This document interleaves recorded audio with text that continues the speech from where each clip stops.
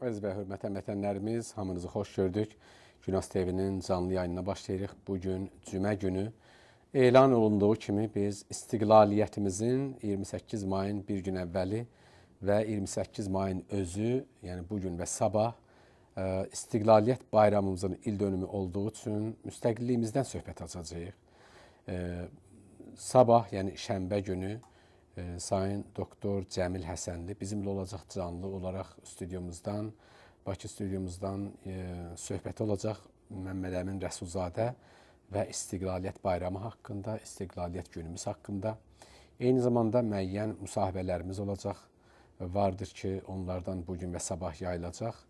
Bugün bir neçə il əvvəl ANS televizyonunun tərəfindən hazırlanmış Məmməd Əmin Rəsulzadənin haqqında olan bir neçə mühüm şəxsiyyətlərimizin, dəyərli şəxsiyyətlərimizin müsahibəsini yayacağıq biz verilişimizin ortasında, canlı verilişimizin bir qismətində və həm də sabah üçün bir neçə əlavə daha əvvəldən hazırlanmış, Bakı stüdyomuzdan hazırlanmış İstiqlaliyyət bayramımızla bağlı verilişlərimiz yayılacaq. Əgər onların birini eləyə bilsək, bugün də vaxt tapa bilsək yayacağıq. Onun üçün Güney Azərbaycanda olan həmvətənlərimizin bir hissəsi eşitsələr də, yenə də biz bugün proqramımızın əsas bölümünü böyük Azərbaycan evladı Məmməd Əmin Rəsulzadənin sözü ilə başlayacağıq, danışığı ilə 1354-cü ildəki Amerikanın radiosundan Azərbaycana verdiyi mesajla başlayacağıq. Bayrağımızın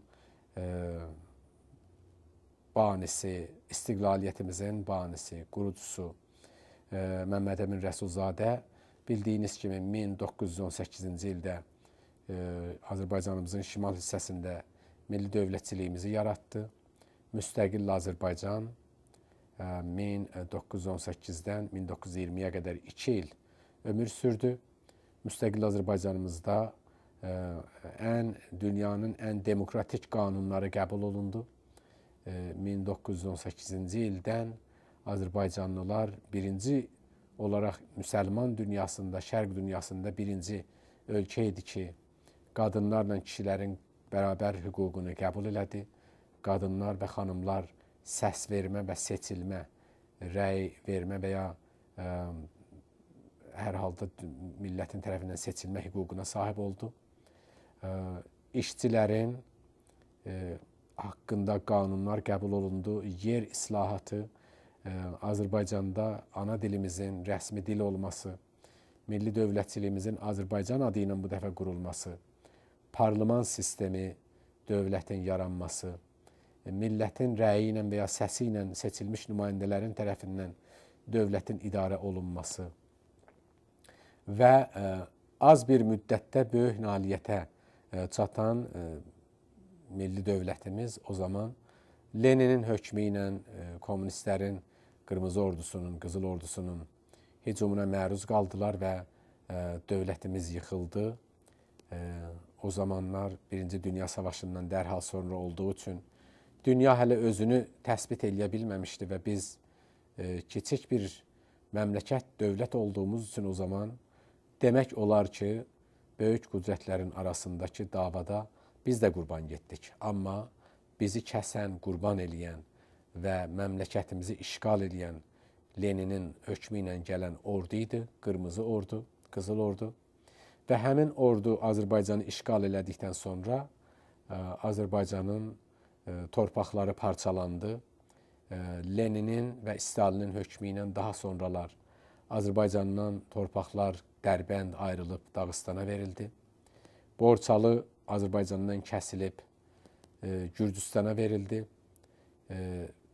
Zəngəzur Azərbaycandan ayrılıb Ermənistana verildi və daha sonra Qarabağda əlbəttə problem yaratdılar. Bugün də həmin müşkül davam edir və Azərbaycanın ümumiyyətlə bugünkü Ermənistan sayılan torpaq əslində Azərbaycanın torpağı olsa da o zamandan artıq rəsmən Ermənistan kimi qaldı və demək olar ki, Azərbaycanın şimali qismətinin torpaqları paramparça oldu.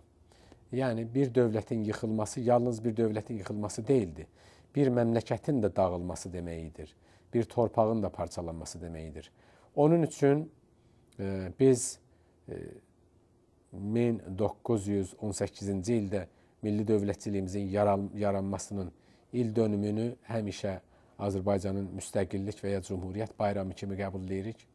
Azərbaycanımızın şimal hissəsi müstəqilliyini hər il bayram tutur, cənub hissəsi də tutacaq. Biz də ürəyimizdə bu müstəqilliyi bayram bilirik özümüzə. Bizim də bayramımız, özümüzə aid bayramımız gələcək. Güney Azərbaycanda, yaxın zamanda gələcək. Ona biz inanırıq.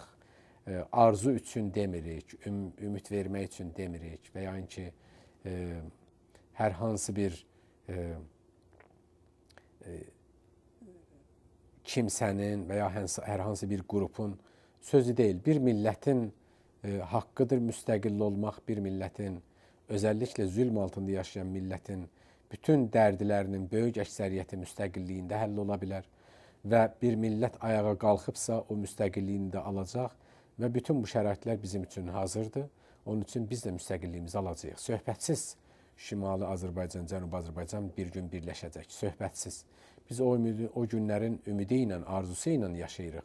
Amma o yaşamağımıza, o ümidimize, arzumuza həm də iş görməliyik. Və Günas TV açıldığı gündən həmin xəttin, həmin bir millətin qanuni, beynəlxalq qanunların çərçivəsində ona verilən hüquqları müdafiə üçün müstəqilliyimizi, taleyimizin özümüzün əlimizdən təyin olunması, hamısı bizim də işlərimizin, verilişlərimizin mövzusudur. Onun üçün biz böyük bir tariximizin ən böyük şəxsiyyətin bugün yenə də yada salırıq. Məmməd Əmin Rəsulzadəni bir daha xatırlayırıq və onun müstəqilliyimizi yaratdığı üçün adı həmişə ürəyimizdə diri qalmaqdadır. Bilirsiniz ki, Məmməd Əmin Rəsulzadə Azərbaycan işğal olduqdan sonra millətimizin böyük, ziyalıların böyük əksəriyyəti qətlam olundu. Leninin və Stalinin hökmü ilə, Leninin o zaman hökmü idir. Böyük əksəriyyət bizim ziyalılarımız qətlam olduqdan sonra Məmməd Əmin Rəsulzadə də yaxalandı və nəhayət Moskvada qala bilmədi, yəni qalmaq istəmədi və oradan Finlandiyaya özünü qurtara bildi, qaça bildi və ömrünün sonuna qədər Azərbaycan yolunda öz mübarizəsinə davam etdi. Ömrünün hər saniyəsini, hər dəqiqəsini Azərbaycana fikirləşdi və 1954-cü ildə Amerikanın səsindən Azərbaycana göndərdiyi mesaj da həmin o fəaliyyətlərin nümunəsidir. Beynində olan düşüncələrin kiçik bir parçasıdır. Bugün biz verilişimizin əsas bölümünü həmin danışıqla başlayırıq. Məmməd Əmin Rəsulzadə 1954-cü ildə xaricdən Azərbaycana göndərdiyi mesaj. Buyurun birlikdə tamaşa edək, eşidək. Erkan'ın Sesi Radyosu'nun verdiği imkandan istifade ederek bugün Azerbaycan tarihinin en büyük günü olan 28 Mayıs'ta sizlere hitap ederim. 100 yıl süren Çar esaretinden sonra, bundan 35 yıl evvel Azerbaycan Şurayı Millisi, Azerbaycan Cumhuriyeti'nin istiklalini bütün dünyaya ilan etti. O tarihe kadar milliyet olarak varlığını ispat için mücadele eden Azerbaycan halkı, bu tarihten itibaren millet olarak bir devlet kurmuş, istikrarlı olduğunda bütün mevcudiyetiyle meydana atılmıştır. Medeni büyük bir tevekkeye malik olan vatanımız, siyaset sahasında çok büyük ve değerli hamleler göstermiştir. Cevat Kan'ın 1904'te Gence'deki şanlı gazası dillerde destandır. Ölmek var, ölmek yoktur. Bu, hakiki vatanperestlerin teklid ettikleri en mukaddes bir şiardır. 28 Mayıs 1918'de İstiklal Azerbaycan tarixinin təbii bir nəticəsini fikirdən işə keçirirdi. Eyni zamanda o, zamaniyə hakim olan əsri böyük şiardan istifadə edirdi. Hər millət öz müqəddəratını özü həll etməyə səlahiyyətdə alır dəsturunca, xalqın ümumi rəyinə uyaraq istiqlalını elan edirdi. İstiqlal elanı üzerine kurulan Milli Azerbaycan hükümeti az zamanda memlekette çok büyük işler gördü. 100 yıldan beri askerlikten men edilen Azerbaycan'da bir ordu yarattı. Çarlık zamanında devlet idaresine yakın bırakılmayan Azerbaycanlılardan zabıta ve emniyet kuvvetleri vücuda getirdi. Sosyal sahada esaslı islahata girişti. Kentçilere toprak verme için kanunlar hazırladı. Yerlilerin haklarını korumak için tedbirler aldı. Halkı öz ana dilinde okutmaya başladı. Türkçeni devletin resmi dili ilan etti. Orta ve âli mektepler açtı. Kupa demokrasiyalar tipinde halk nümayendelerine cevapdeh bir hükümet usulü idaresi yarattı.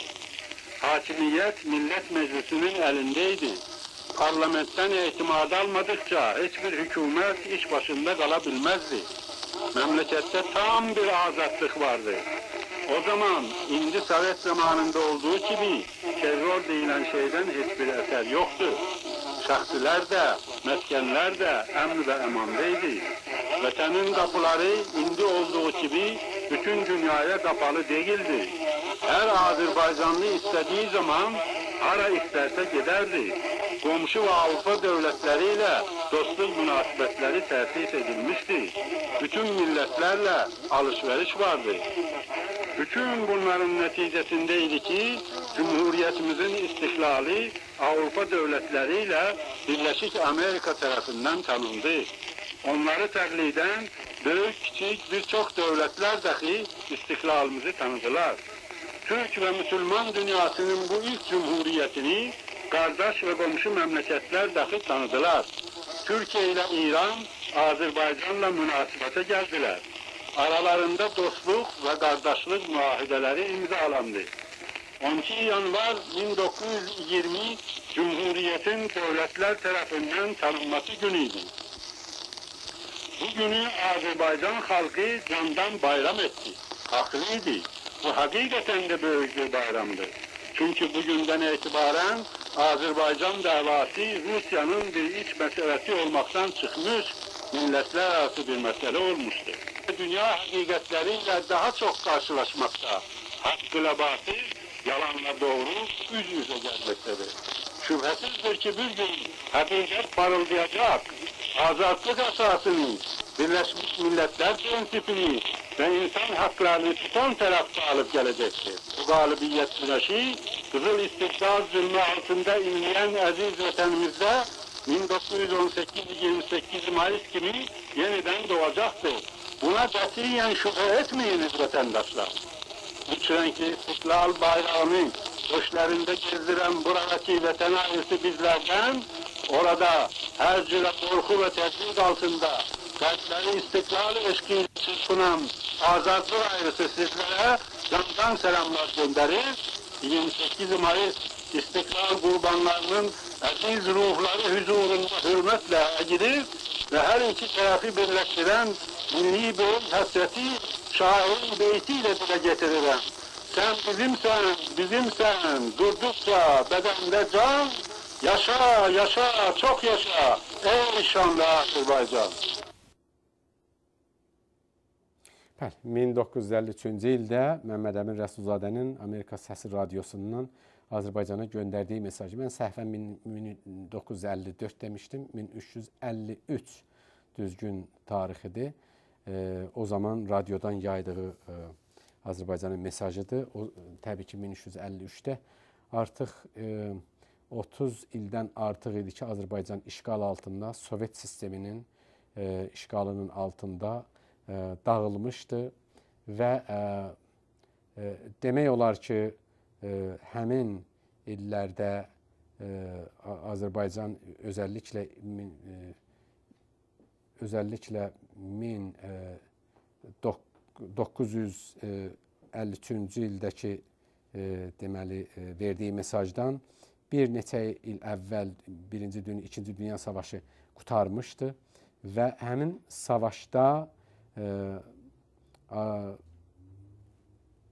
Azərbaycan dövlətinin banisi Məmməd Əmin Rəsulzadə İkinci Dünya Savaşında da hətta çalışırdı ki, mümkün qədər eləyə bilsə Azərbaycanın azadlığı üçün müttəfiqlər və ya o biri tərəfindən danışığa girsin, bəlkə Azərbaycanın müstəqilliyini bir daha əldə edə bilsin. Təbii ki, bu müvəffəq olmamışdı. 1938-dən sonra özəlliklə çox çalışdı, amma eləyə bilmədi. Bunun üçün də Məmməd Əmin Rəsulzadənin həmin illərdə verdiyi bu mesajda da gördüyünüz kimi Azərbaycanın nə qədər ağır durumda olduğundan danışır və nəhayət orada da yenə söz verir ki, Azərbaycan yenə də müstəqilliyini əldə edəcək və biz görürük ki, tarix yenə də Rəsulzadənin düz dediyini sübut elədi. 1953-cü ildə Rəsulzadə hələ deyirdi ki, bu məmləkət yenə də müstəqil olacaq və bu təbii ki, bir ümid və arzudan əlavə həm də bir həqiqət idi. Həqiqət idi deyirdi. Çünki zülm altında yaşayan bir millət ömürlük orada qalmayacaq. Mütləq bir gün öz azadlığını alacaq. Onun ancaq geci tezi ola bilər. Bugün Güney Azərbaycanda da biz həmin məsələyə şahid oluruq. Güney Azərbaycan mütləq müstəqilliyini alacaq. Çünki Güney Azərbaycanlılar getdikcə oyanıb və görürlər ki, müstəqillikləri olmazsa, öz taleylərini özləri təyin etməzlərsə, onların başına elə bu bəlalar ki, indi görürük, gələcək və davam edəcək. Bugün biz yenə də görürük ki, Associated Press-də, Kanada TV-də, Washington Post-da, Hürriyyət qəzetində, bir çox qərb və şərq qəzetlərində Urmiya gölünün qurumasından danışılır. Urmiya gölü artıq göllükdən yavaş-yavaş batlağa çevrilir. Gölün, dəryachənin %60-ı quruyub. Aprelin 29-unda çəkilən bir şəklə baxanda biz görürük ki, artıq gəmilərin bir çoxu duzluqda batıb qalıblar. Su yoxdur. Və Urmiya gölü belə gedərsə bir neçə ilin ərzində tamamən quruyacaq. O quruduqdan sonra demək olar ki, Azərbaycan bitmişdir. Azərbaycanın da ömrü Urmiya gölünün ömrü ilə bağlanır. Çünki dediyimiz kimi, Urmiya gölü quruduqdan sonra böyük bir yel gəldikdə oradakı duzlar havaya qalxıb və o mühiti ətrafı getdikcə duzluğa çevirəcək. Və indidən Associated Press-in verdiyi reportda görünür ki, indidən onsuz da Urmiya gölünün hələ də bu az da olsa quruması Azərbaycana böyük ziyanlar vurubdur. Biz neçə ildir indi Urmiya gölünün haqqında danışırıq. Özəlliklə son bir ilin ərzində Urmiya gölünün qurumasının ziyanlarından danışırıq. Müstəqilliyimiz olsaydı bu oyun başımıza gəlməzdi. Amma dəfələrcə biz dediyimiz kimi Urmiya gölünün qurumasında birinci əsas rolu oynayan İran dövlətidir. Ora gedən suların ağzını bağlayıb, Urmiya gölündən uzaqlarda səddlər, barajlar və ya gölçələr düzəldir və Urmiya gölünün suyu quruyandan sonra o gölçələrin, o suların da heç bir faydası olmayacaq. Müvəqqəti olaraq bir tərəfin düzəldir, amma bütün Azərbaycanı məhv edir. Biz dəfələrcə demişik, yenə deyirik, İran dövlətinin rəsmi siyasətidir Urmiya gölünü qurutmaq. Əgər rəsmi siyasəti olmasaydı, səhv olsaydı, indi səhvlərini düzəldərdi. Çünki məmləkətin bir tərəfi batır. Amma görünür, İran dövləti yenə də danışıqlarla vaxtı öldürür ki, Urmiya gölü elə bir vəziyyətə gəlsin ki, artıq desinlər, day bu qurudu, bunu düzəltmək olmaz. Və onun üçün də yenə də ixtar, xəbərdarlıq millətimizə. Göl qurusa, Təbrizdən, Zəngandan, Ərdəbildən danışmaq bihudə sözlərdir. O göl quruyandan sonra Təbriz öldü. Tək Urmiyədə qutarmır məsələ. O göl quruyandan sonra Azərbaycanın hər tərəfi öldü deməkdir. Və bu dövlətin qarşısında Əgər Azərbaycanlılar qalxıb öz qanuni, insani istəklərini tələb eləməsələr, Urmiya gölünün qurumasının qarşısını almasalar, dövlət alan deyil, millət gərək ala bu iş. Almasaq, Azərbaycandan danışmağımız da hava sözdür. Biz bilirik, danışırıq, mübahisəyə qoymuşuq Urmiya gölünün qurumasının günahının kim olduğunu. İran dövləti. İran dövlətinin əlaltıları isə məsələni ayrı yerlərə çəkmək istəyirlər. Mən bugün İstiqlaliyyət bayramımızın il dönümündə yenə də bu məsələni danışmaqda hədəfim budur ki, bilmiş olaq, dediyim kimi biraz əvvəl, bilmiş olaq, əgər öz dövlətimiz olsaydı bu işi görməzdi. Məmləkətdən oğurlaya bilərdi, diktatorluq da eləyə bilərdi öz dövlətimiz olsaydı, hər iş görə bilərdi. Amma məmləkəti duzluğa, şoraba çevrilməzdi. Bu da bizim ən böyük faciəmizdir. Bir millətin kölə kimi, bərdə kimi yaşaması nişanələrlə bəlli olur. Bərdələr öz məmləkətlərinin haqqında qərar verə bilmirlər. Bərdələr nökər kimi ağaların dediyi ilə işləyərlər. Bizi bir millət olaraq bərdə, yəni kölə kimi idarə edirlər. Öz torpağımızda bərdənin də bəzən, kölənin də hüququnu bizə vermirlər. Azərbaycanlıların güneydə son zamanlarda oyanması, oyanış hərəkatımızın güclənməsi müəyyən qədər həssasiyyət yaratsa da, zorumuzu tam olaraq göstərmədiyimiz üçün hələ də bizi bir millət kimi hesaba salmır İran rejimi, Fars rejimi, faşizmi. Və Urmiya gölünün quruması əgər, diqqət eləsəz, bugün İranın mərkəzində hər hansı bir yerdə olsaydı, mütləq bu işin qarşısını alardılar. Tutalım ki, Urmiya gölü quruyur və bunun səbəblərində İran rejiminin, dövlətin səhvləri olub. Bəlkə səhv eləyiblər, bilməyiblər. Amma indiki bilirlər. İndiki bilirlər Urmiya gölünün nəcatının, onun canının qurtarmasının çarəsi nədir. Vədə vəidlə güya yağış gələcək, gölü qurtaracaq, bunlar hava sözdür. Urmiya gölünə gedən suların qarşısını kim kəsib? Bundan danışmaq lazım. Bugün biz görürük ki, İsfəndiyar Rəhim Məşayinin, Əhmədinəcadın özünün oğurluqları üzə çıxdıqca biz görürük ki, yüzlər milyon dolar rüşvət kimi əldən ələ gəzir. Bugün biz görürük ki, 12 milyard dolar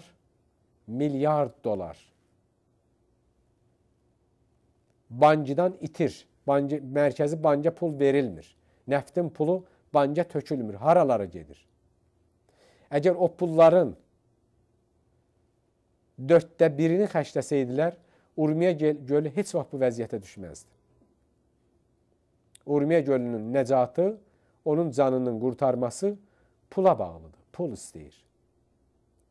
Əkinçilərə sənəti sulama sistemi gətirsinlər, o suyun %70'ini qoruyub Urmiya gölünə töksünlər.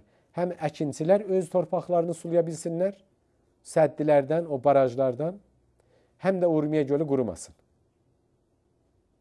Amma dövlət bu işi görmür. Dövlət, İran rejimi hazırdır 30 milyard dolar Hizbullahi Lobnana, Lobnan Hizbullahına kömək eləyə. İran rejimi hazırdır yüzlər milyon dolar Şimali Azərbaycanda dinçiliyə kömək eləyə. İran rejimi hazırdır bütün dünyada hər kəsə pul paylaya. Ermənistana yüzlər milyardlar dolar pul verir. Amma vətənin, məmləkətin içində Urmiya gölünün qurumasının qarşısını almağa 100 milyon dolar qoymağa hazır deyil. Və budur bizim faciəmiz. Çünki istiqlaliyyətimiz öz əlimizdə deyil.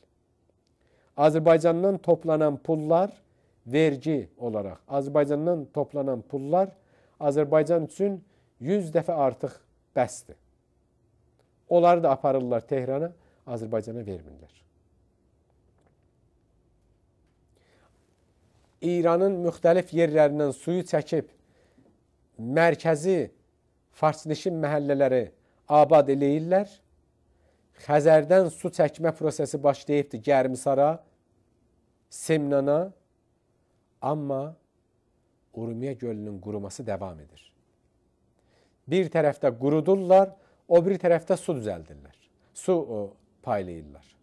Azərbaycan doludur suyla, onun suyunu qurudurlar, Urmiya gölünün suyunu qurudurlar, amma səhralığa, şoraplığa, mərkəzi məntəqələrdə, Fars məntəqələrində su çəkirlər. Hələ dünən yox, sırağa gün yenidən quma su çəkmə projesi rəsmən açıldı. Həmin su Azərbaycanın hər tərəfində çoxdur. Onu Urmiya gölünə versəydilər, bizim bugün burada oturub danışmağımız olmazdı. Amma olmayacaq. Bu məsələ olmayacaq. Çünki Azərbaycanda hakimiyyət bizi istəməyənlərin əlindədir. Özümüzdən də hərdən 2 nəfər qoyurlar, satılmış və ya mənafeyimizi bilməyən insanlardan qoyurlar işin başında, güya bizdəndir. Amma bizim əleyhimiz əslində. 4 il bundan əvvəl müqavilə imzalayıblar, qərardad imzalayıblar. Azərbaycan şərqi, Azərbaycan qərbi, Kürdistan ostanı, Əhmədinəcadın mavini, ustandarlar müqavilə imzalayıblar. Urmiya gölünün qurumasının qarşısını almağa, suyu daha yaxşı idarə eləmək üçün, müdiriyyət üçün.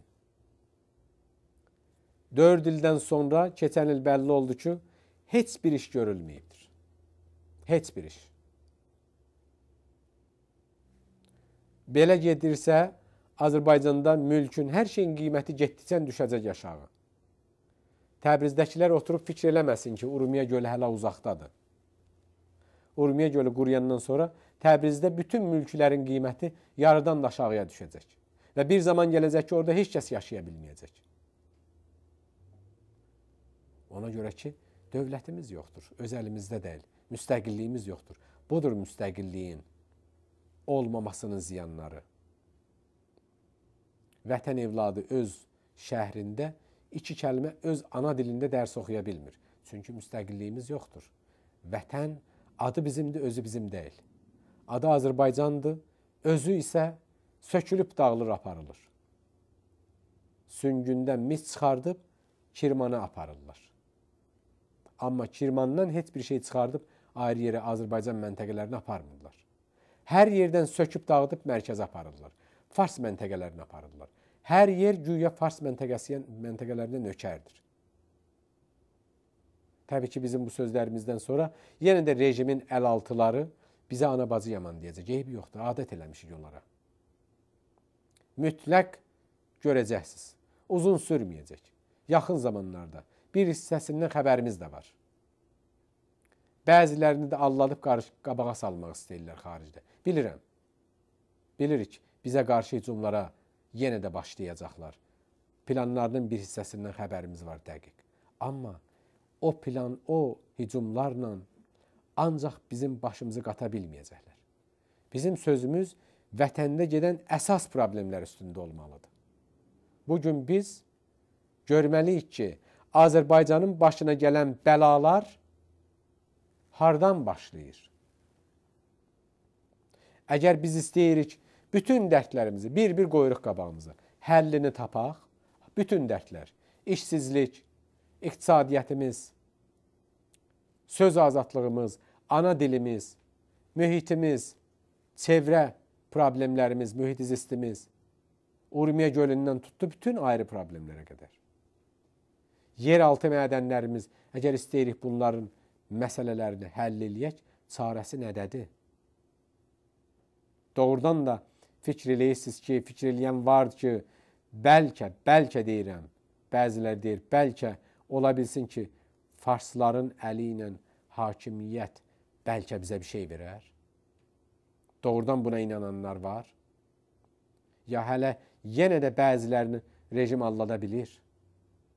Eşitmişik. Keçən ildən xəbərimiz var İran rejiminin bəzi planlarından. Güya içəridə rəsmi surətdə təşkilat açacaq rejimin adamlarının əli ilə. Xəbərimiz var. Üzə çıxacaq, tələsməyin. Güya rejim qanun əsasının çərçivəsində bir iddəni alladıb, onların əli ilə güya bizə bir şeylər verəcək, güya. O da allatmadır. Onların özlərini hələ alladıblar, 3 ildə alladırlar. İndi yeni möhrələri tapıb atırlar ortaya. Bir iddə bezdi, yoruldu, indi yeni möhrələr tapırlar. O da olmayacaq. Adı olacaq, özü olmayacaq. Çünki bizim dövlətimiz öz əlimizdə deyil. Çünki istədiyimiz zaman dövlətimizə təsir eləyə bilmirik. Dövlətimiz yoxdur.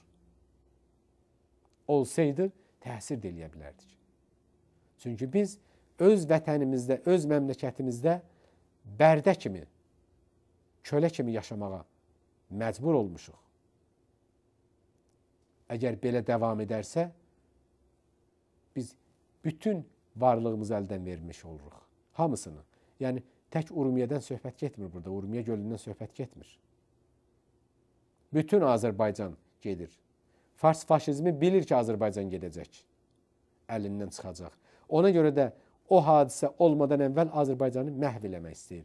Ki, bəlkə Azərbaycanlılar desinlər ki, artıq bizim torpaq məhv olubdur. Ayrılmasaq da olar. Bu planlarının biri də budur. Onun üçün biz bu haqlarda danışacağıq. Mümkün qədər telefonlarımızı da açıq qoyacağıq verilişimizin ikinci qismətində. İndi isə Məmməd Əmin Rəsulzadənin haqqında hazırlanmış, daha əvvəldən hazırlanmış, ANS televizyonunun tərəfindən hazırlanmış bir proqramı izləyək birlikdə. Ondan sonra yenə də qayıdıb söhbətimizə başlayacağıq və telefonlarımızı da açıq qoyacağıq. Bizimlə qalın lütfən. Proqram təxminən 1 saatdan artıqdır. Onu izləyək, sonra telefonlarımız da açıq olacaq. Bizimlə qalın. Can Genci, bugün senin genç cumhuriyetinin bir yaşı bitir. Kim bilir tarih ilahinin tevfikiyle kaç. Belki de yüzlerle, minlerle seneler sen bugünkü günde bayrağını götürüp samimi bir sevinç, hakiki bir vügar hissiyle istiklal aldığın bugünkü günü hatırlayacaksan. Azerbaycan genci, iftihar et kardeş. Oğuz Han nesli arasında birinci olarak en medeni usul idareye, cumhuriyet usuluna nail olan yine sensen. Azərbaycan Xalq Cümhuriyyətinin gənclərə müraciətindən 28 Mayıs 1919-cu sənə.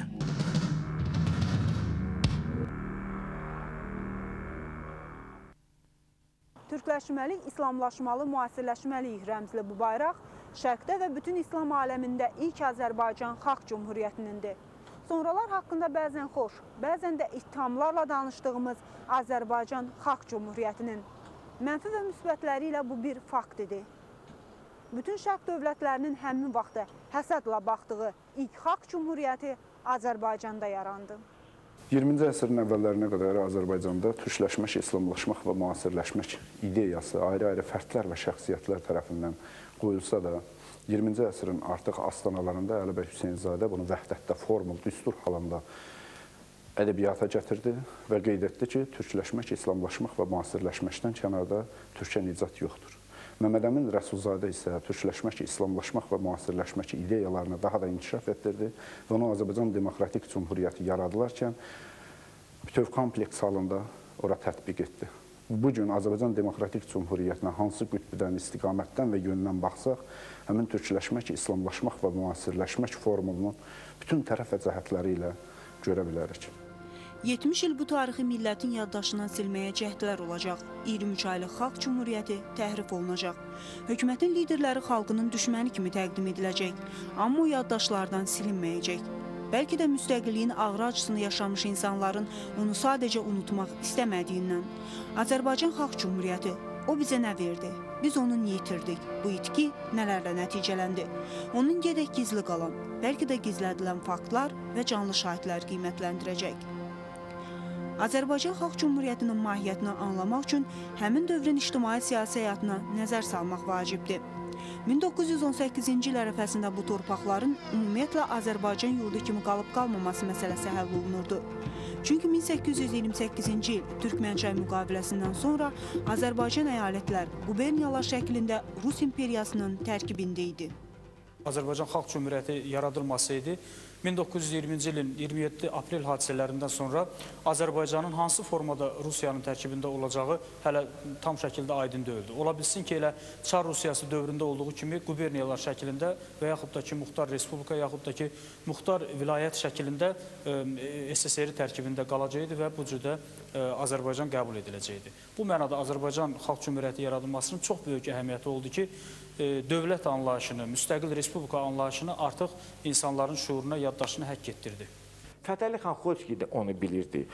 Akif Cəfərov, Çar Rusiyası dövründə Dumada fəaliyyət göstərən, müvəqqəti hökumətin idarə heyətində təmsil olunan yeganə Azərbaycanlı, sonralar Xalq Cümhuriyyəti dövründə parlamentin sədr müavini vəzifəsini tutmuş Məmməd Yusif Cəfərovun nəvəsidir.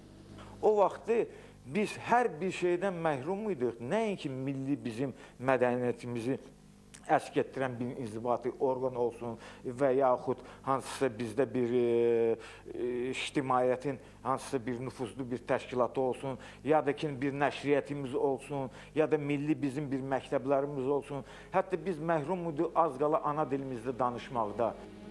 Çarizmin mövcud qayda qanunu əleyhinə Bakının hər yerində etirazlar artır. İstismarın hər formasına məruz qalmış, cəhalət, savadsızlıq bəlalarına düçar olmuş xalq bu cür yaşamaqdan bezir. Başqa xalqlardan fərqli olaraq Azərbaycanlılar hətta orduya belə çağırılmır. Sonralar bu faktor 1918-ci il mart qırğınlarında öz rolunu oynayır. Cəmiyyətin müxtəlif təbəqələri isə çıxış yolunu ancaq Çarın devrilməsində, yəni burja demokratik inqilabında görür. Rusiyanın çox millətli xalqları isə milli hüquqlar almaq ümidindidilər. Məmməd Əmin Rəsulzadə 1904-cü ildə Müsəlman Sosialist Demokratik Hümmət Təşkilatının yaradılmasında iştirak edir. Təşkilatın fəhlələr arasında təsiri getdikcə artır. Elə həmin vaxtlar Bolşevik təşkilatına başçılıq etmək üçün Bakıya dostlar arasında KOB adlandırılan Stalin gəlir. Həmin illərdə Məmməd Əmin Rəsulzadə bir neçə dəfə Stalini ölümdən xilas edir. Rəis Azəroğlu Rəsulzadə, Məmməd Əmin Rəsulzadə nəslindən sağ qalan yeganə şəxsdir. Qazaxıstanda sürgündə anadan olub, orada orta təhsil alıb və özünə söz verib ki, vətəndaşlıq sənəd alan kimi Azərbaycana qayıdacaq. Uzun illər Məmməd Əmin Rəsulzadənin nəvəsi olduğunu hamıdan gizlədib. Ali məktəbdə siyasi tarix dərslərinin birində müəlliminin Azərbaycan Xalq Cümhuriyyətini ittiham etməsindən, onu yaradanları xalq düşmənləri adlandırmasından hiddətlənib və Məmməd Əmin Rəsulzadənin nəvəsi olduğunu deyib. Dərsdən sonra həmin müəllim Rəis Rəsulzadəni təklikdə yanına çağırıb deyir: "Sən heç bilirsən hansı kişinin nəvəsisən, sən onunla fəxr etməlisən." Stalini Balaxanıda tutmuşdular, istəyirlər quyuya atsınlar, apardığı təbliğata görə. Məmməd Əmin qarşı bu işə tez aradan çıxardıb gətirib burada. Buradakı həmə bu məsciddə, atası burada axund idi, kəndin axundu idi. Bu minbərin altında gizlədib. Yəni, sonra polislər gəlib axtarıblar, kimsə çatdırıb da gəlib axtarıblar, işte tapamıyıb çıxıb gediblər. Stalin Məmməd Əmin Rəsulzadəyə onlarla birləşməyə təklif edir və rədd cavabı onların yollarına ayırır. Rəsulzadə və silahdaşları bolşeviklərin məram və məqsədlərinin Azərbaycana heç bir fayda olmayacağı qənaətinə gəlir. 1908-ci ildə Çar Rusiyasının təqibləri nəticəsində Məmməd Əmin Rəsulzadə İrana getməyə məcbur olur. İran inqilabilərində siyasi fəaliyyətlə məşğul olur və təzyiqlər nəticəsində İranı tərk edib Türkiyəyə gedir. 1911-ci ildə Əli bəy Hüseynzadə və Əhməd Ağaoğlu ilə birlikdə Türk ocağını yaradır. Azərbaycanın müstəqilliyi uğrunda mübarizə aparan digər bir qrup isə Nijni Novgorod şəhərində Əlimərdan bəy Topçubaşlının, İsmail bəy Qaspiralı'nın, Yusif Akçoranın, Sədri Maqsudi və Fatih Kərimin təşəbbüsü ilə qurulur. Rusiya Müsəlmanları İttifaqı Partiyası adlandırılan bu qurumun məqsədi əsarət altında qalan türkləri xilas etmək idi. İsmail bəy Qaspiralı Bağçasarayda bütün müsəlmanları birləşdirmək şüarı altında qəzet buraxır.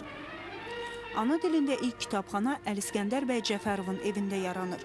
Sultan Məcid Qənizadə və Həbib bəy Mahmudbəyov ilk dəfə Rus-Tatar məktəbini açmağa nail olur. Lakin bu iki məktəbdə ana dilində dərslər keçirilməsinə icazə verilmir. 1901-ci ildə Rəşid bəy Əfəndiyevin zəhməti nəticəsində dərsliklər hazırlanır. Sevda Pepinova Xalq Cümhuriyyətinin yaranmasının fəal iştirakçılarından biri və parlamentin sədr müavini Həsən bəy Ağayevin nəvəsi, Xalq Cümhuriyyəti nazirlərindən biri Əhməd Pepinovun qızıdır. Azərbaycan Xalq Cümhuriyyətini quran adamlar hamısı elə bilginən ki, bir xamırdan yoğurulmuşdu. Hamısı millətini, vətənini sevən, öz xeyrini güdməyən, ancaq millət uğrunda hər şeyə gedən, Azərbaycanın azadlığı uğrunda hər şeyə gedən adamlar idi. O qəbildən mənim babamdır. Xan Xoyski, Usub bəy Nəsibbəyov, Xəlil bəy Xas Məmmədov, Aslan bəy Safikurski. Nəsib Nəsibli, Azərbaycan Xalq Cümhuriyyətinin tədqiqatçılarından biri, bu sahədə bir neçə əsərin müəllifidir. Deyir ki, bəlalarımızın başında tarixi unutqanlığımız durur.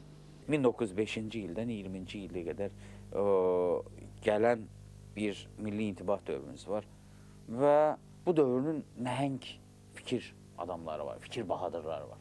Əlbəy Hüseynzadə var, nəhəng bir adamdır. Türk dünyasında nəhəng bir adamdır. Əlmərdan bəy Topçubaşı var idi. Çox böyük bir adam idi. Hətta Topçubaşını deməli, İran hökuməti rəsmən dəvət edib ki, İranda gəl, deməli, hüquq sistemini islah elə.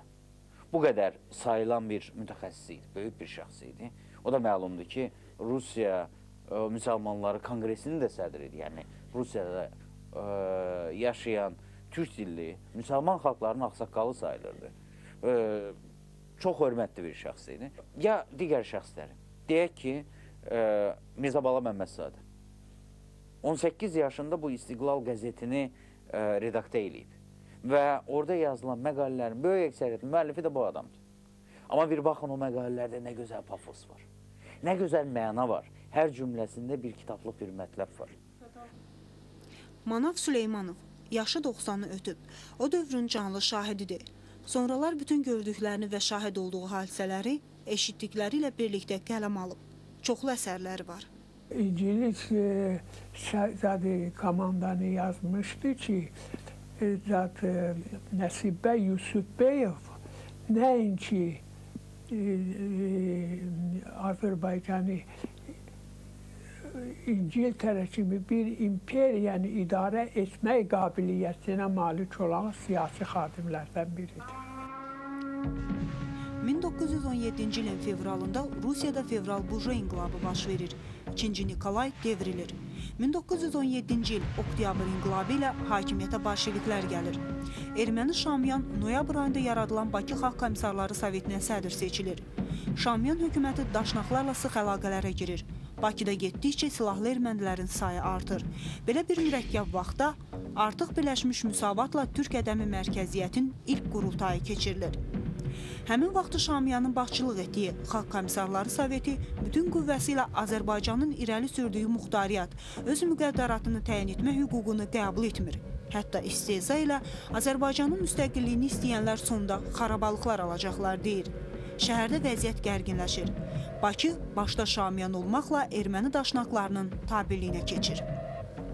Zəngəzurda Andranikin dəstələri bilavasitə dəfələrlə Qarabağa hücum edilər. Bunların da əsas məqsədləri bu idi ki, Şamiyanın dəstələri Bakı tərəfdən, onlar isə Qarabağ tərəfdən Gəncədə birləşməli. Demək olar ki, Azərbaycanı, fakir onların planı yer üzündən götürməkdir. Belə bir şəraitdə Azərbaycanın özünün ordusu yox idi. Azərbaycanın xüsusən şərqində vəziyyət daha da üzülməz idi. Ermənilər 1917-ci ildə Yelizavetopol, indiki Gəncə şəhərinin yaşayış məntəqələrini, Qarabağ-Baş vilayətində Şuşa, Cavanşir, Cəbrayıl, Zəngəzur mahallarını dağıdırlar. Həmin ildə Bakı quberniyasında yüzlərlə yaşayış məntəqəsi məhv edilir. 1918-ci ilin martında Bakıda müsəlman qırğınları başlayır. Novxanı sakini Yaqub kişinin 99 yaşı var. O dövrdən indi də qorxa-qorxa danışır. Qırğınlar zamanı yaxınlarını itirib. Ermənilər Azərbaycandan çox adamlar qırmışdılar, çox. Öylərə salmışdılar, hasarlara, balxonlara qırmışdılar. Türklərin gəlməyi yadınızdadır mı? Deyirəm sənə bir günkü kimi öküz arabası ilə gəldilər Başağa məlidə. Öküz arabası ilə. Türklər? Hə. Gəldilər, neynədilər? Neynədilər? Köməklik elədilər bizi, aldılar qabaqlarını, qırdılar da. Onlar da viran elədilər, sonra da bizə bata bilmədilər. Yəni Türk əskərləri yadınıza gəlirmi? Kim idi onların rəhbəri? Nuri Paşa idi, Əndər Paşa idi. Belə adamlardılar. Azərbaycanın qərbində də erməni silahlıları yerli dinc əhaliyə divan tuturlar. Qarabağda qırğınlar başlayır. 1918-ci ilin mart ayına qədər İrəvan quberniyasında 197 kənd darmadağın edilir. 100 mindən artıq Azərbaycanlı təcavüzün qurbanı olur, ev eşiyini atıb qonşu mahallara pənah aparmaq məcburiyyətində qalır. 120 yaşlı Əminə Məmmədova İrəvan quberniyasının sakini olub. Qırğınlar zamanı Türkiyəyə qaçıblar, doğmalarını itirib. Ermənilər bir neçə qohumunu hətta onun gözü qarşısında öldürüb. Deyir ki, sonralar Türk əskərlərinin köməyi ilə vətənlərinə qayıda biliblər. Yesir elədi. Qarışqanın sanı var, yesinin sanı yox. Birinin boynunun dalına dadı zinanı soxubdu, zinanı. Hər qana verir. Yazıq əməlindən tutdu, gəldi ağrının döşündə öldü, orada basırdıq. Əməm apardı, basırdı, ermənlər zinana vurmuşdu. Gəldik başkəndə, töküldük, dedirik, gedək başkətdən kürdü da, deyəcək, zat gətirək, görək nə var, nə yox. Getdilər başkəndə, mal mıxda qalıb, uşaq nənnidə qalıb, çörək kündələnmiş qalıb. Bir adamını elə qırıblar ki, ermənilər malları işdə bıçaqlayıblar. Ermənilər, hamısını ermənilər. Bizim qanlı dərə var. Ermənilər sizi müsəlman kəndlərini öldürmüşdülər. Və müsəlman kəndi müsəlmanı qırırdı da. Və ermənilər müsəlmanı qırırdı da burada. Bizim bir dərəmiz var, qanlı dərə deyirlər ya. Adına qanlı dərə deyirlər. İndi də qanlı dərə deyirlər. Bizim nə ki müsəlman var, dönüb dolu dərənin içinə ki, biz də bura dərədə bizi görən olmayacaq. Ermənilər yuxarıdan gəlib yalladır ki, yəni müsəlmanıq, biz müsəlmanıq, nəmənək, bunlar elə bir ki, Türk gəldi. Müsəlmanlar çıxır da dağadan, tökürlər, Türk gəldi, bizə kömək eləsin də. Erməni elə qırır. Necə bıçağı? Deyir, bir daş var, dədəm deyirdi, bir daş var, yeşə daş, onun üstə qıyma dolğadılar. Mənim xalam qızını da ondan var dolğamışdılar. Xalam qızı o kətlər. Cəfərqulu kişi deyir, Yelizavetopol quberniyasında doğulub. Erməni qırğını zamanı İrana qaçıb. Yaxınlarının demək olar ki, hamısını ermənilər öldürüb. Çox adam öldürdülər ermənilər. Çox öldü. Öldü deyəndə cəmaət durmurdu ki, mənə görürlər, vururdular. Nə istəyirdilər, niyə öldürürdülər? Deyə öldü, bax, indi niyə Qarabağa ayaqlarını qoyub deyir ki, bu bizim olsun. Torpağında genişlandırmağa istəyirdi erməni özünün. O vaxt olmadı. Ha, elə o zamanda elə. Bəs bu silahı zadı hardan almışdılar? Nəyi? Silahı hardan almışdılar? Silah yox idi da. Silah olsaydı əlimizdə, mənim əlimdə yox, bizimkilərin əlində silah olsa, erməni heç ora girə bilməzdi. Bəs ermənilər silahı hardan almışdılar? Erməni o zaman askəri eləyirmiş, silahları hamısının əlində silahı var idi. Biz idik silahsız. 1918-ci ilin mart ayının sonlarında təkcə ilə Bakıda ermənilər 10 mindən artıq Azərbaycanlını qətlə yetirirlər. Bundan daha çox adam isə Quba, Şamaxı və ətraf kəndlərdə erməni silahlılarının qurbanı olur. 1918-ci il aprelin 9-da Azərbaycan, Ermənistan və Gürcüstanın daxil olduğu Zaqafqaziya Federativ Respublikası yaranır. Lakin bu qurum bölgənin 3 əsas millətinin iradəsini ifadə etməyə qadir olmur. 1918-ci il mayın 26-sında Gürcü nümayəndələri Zaqafqaziya Seymindən çıxıb müstəqil Gürcüstan Respublikasını elan edirlər. Mayın 27-sində isə Seymin Azərbaycanlı nümayəndələri Tiflisdə Azərbaycan Milli Şurasını yaradırlar. 1918-ci il mayın 28-də Tiflisdə Milli Şuranın iclası keçirilir. 34 yaşlı Məmməd Əmin Rəsulzadə Milli Şuraya sədr seçilir. Qafqaz Sərdarının Tiflisdəki sarayında keçirilən iclasda Azərbaycanın müstəqilliyi haqqında İstiqlal bəyannaməsi qəbul edilir. Azərbaycan Şurayı Millisi Azərbaycan Cumhuriyyətinin istiqlalını bütün dünyaya elan etdi. 6 maddədən ibarət olan bu bəyannaməni bütün nümayəndələr ayaq üstə dinləyirlər. Və ondan sonra uzun müddət alqışlar altında, orada hətta o dövrdə bu iclasda iştirak edənlərin təsvir etdiyinə görə çoxu sevincdən ağlayanlar, sevinənlər var idi. Və bundan sonra isə onlar həmin Milli Şura qarşısında cavab verəcək bir Azərbaycanın müvəqqəti hökumətini təşkil etmək haqqında qərar qəbul edirlər. Rəsulzadənin şəxsiyyətinə də belə düşünürəm ki, qiymət, real qiymət hələ verilməyib. Bilirsiniz, hətta bugünün özündə bəziləri ona qısqanc yanaşırlar. Onun adının güya çox səslənməsini deyirlər. Onun bir milli tariximizdə, milli istiqlal mücadiləsi tariximizdəki böyük fiqura olmasını nisbətən kiçiltmək istəyinə düşənlər var. Ya onu olduğundan da bəlkə daha artıq faktlara əsaslanmadan, daha çox hissiyata əsaslanaraq daha böyük göstərməyə cəhd edənlər var. Amma o tərəfində, bu tərəfində cəhdlərinin tən ortasında Məmməd Əmin Rəsulzadənin öz surəti ucalır. Yaratdıqları var, ən azı ondan qalan iz var. O, Məmməd Əmin Rəsulzadə milli demokratik hökumətimizi, Azərbaycan Xalq Cumhuriyyətini quran memarlarından biridir. Və bunun nəzəri əsasların yaradanlardan biridir. Çıxışları qalıb, kitabları qalıb və Azərbaycandan mühacirət edəndən sonra Türkiyədə yaşadığı zamanların içərisində də bu istiqlal hissini ölməyə qoymayan insanlardan biridir. O, yalnız bu siyasi yazılar yazmayıb, ədəbi yazılar da yazıb və Azərbaycana onun o xidmətləri müqabilində onun xidmətini azaltmaq istəyənlər heç olmasa o kitabları qaldırsınlar və baxsınlar.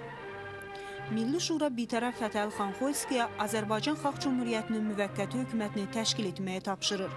Fətəli xan Xoyski ilə həmin gün hökumətin tərkibini elan edir.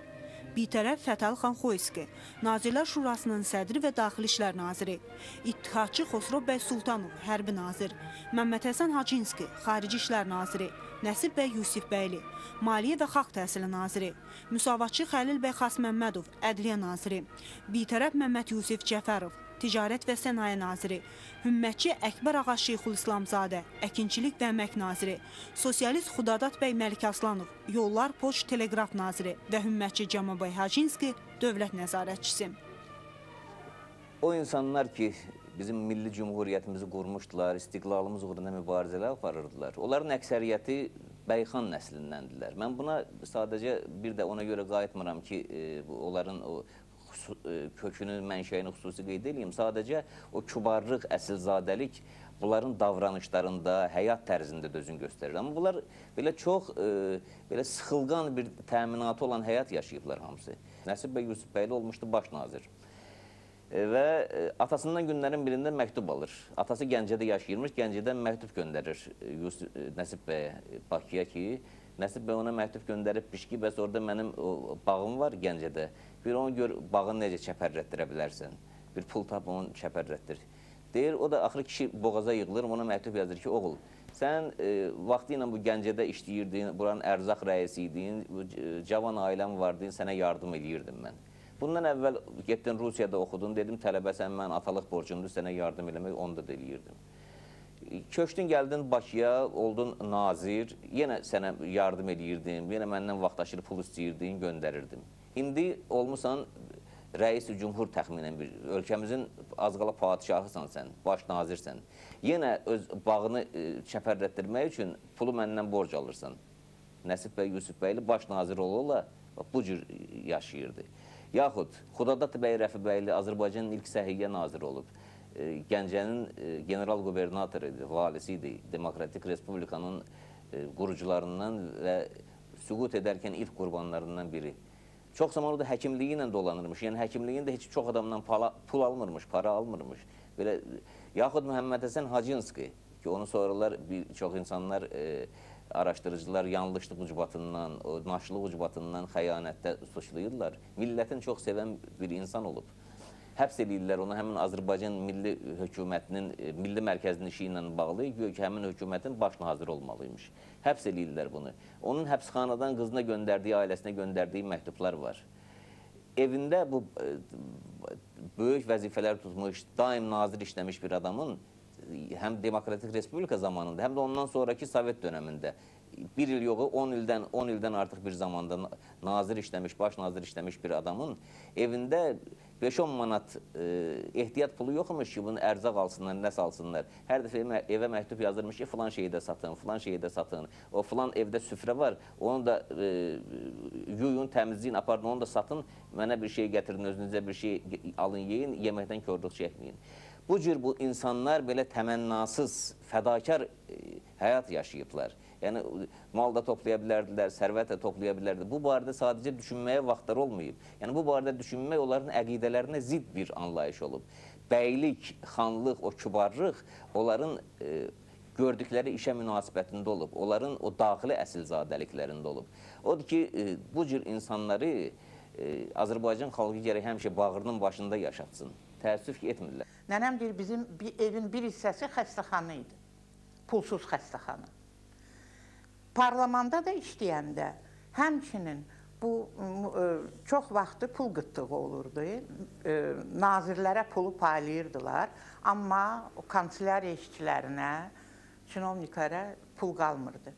Babam öz maaşını hərdən görürsən 2 ay, 3 ay maaşını götürürdü çatmayanda, paylayırdı bunlara, evə gəlirdi əli boş. Nənəm deyirdi ki, yaxşı, bəs biz nə ilə dolanaq? Deyir, sənin müəllimlik maaşın bizə çatar, eyb yoxdur, biraz qənaət elə ginən. Bunlar belə adamlar idi. Bunlar öz xeyirlərini qətiyyən güdən adamlar deyildilər. Bunlar hər şeyi eləyirdilər ki, yan xalq üçün, devlət üçün, respublika üçün.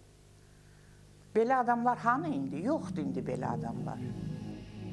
Nəriman Nərimanov isə Həştərxana gedir. Azərbaycan bolşevikləri Xalq Cümhuriyyətinin yaradılmasından narazı idi. Onlar Cümhuriyyəti devirmək üçün fəallaşırlar. 1918-ci ilin mayın 30-da dünyanın əsas siyasi mərkəzlərinə, ölkələrə müstəqil Azərbaycan dövlətinin yaranması barədə məlumat verilir.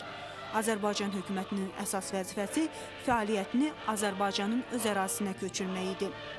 Müstəqillik elan edilən zaman Məmməd Əmin Rəsulzadə Batumda türk nümayəndələri ilə danışıqlar aparır. Batum müqaviləsi imzalanır. Müqaviləyə görə Azərbaycan müstəqilliyini qorumaq üçün Türkiyədən yardım istəyə bilərdi. Ənvər Paşa Azərbaycana kifayət qədər hərbi qüvvə göndərəcəyinə söz verir. Amma Azərbaycan hökumətinə öz ordusunu yaratmağı da tövsiyə edir. Azərbaycan hökuməti Gəncəyə köçməyə hazırlaşır. İyunun 6-sında Bakı Xalq Komissarları Sovetinin hərbi işlər üzrə komissarı Karqanov Gəncə üzərinə hücum əmri verir. Müqaviləyə görə Türk ordusu Gəncəyə köməyə gəlir. Hələ Azərbaycan Xalq Cümhuriyyəti hökuməti Tiflisə Gəncəyə gəlməmişdən əvvəl may ayının axırlarında Nuru Paşa, Ənvər Paşanın qardaşı 300 nəfərlik inspektorlarla türk zabitləri ilə Gəncəyə gəlmişdi. Və bu dövrdə Azərbaycanda vəziyyət həddindən artıq gərgin idi. Demək olar ki, anarxiya hökm sürürdü. Ancaq qısa bir müddətdə Nuru Paşa Gəncədə çox möhkəm bir qayda-qanun yarada bilmişdi.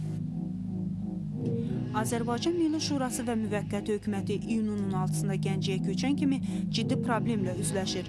Milli Şuradan kənarda qalan bəzi qüvvələr Nuru Paşa vasitəsilə Milli Şuranı hakimiyyətdən uzaqlaşdırmağa çalışırlar. Onlar Nuru Paşanın özünün yeni hökumət təşkil etməsini tələb edirdilər. Bu isə artıq böhran idi.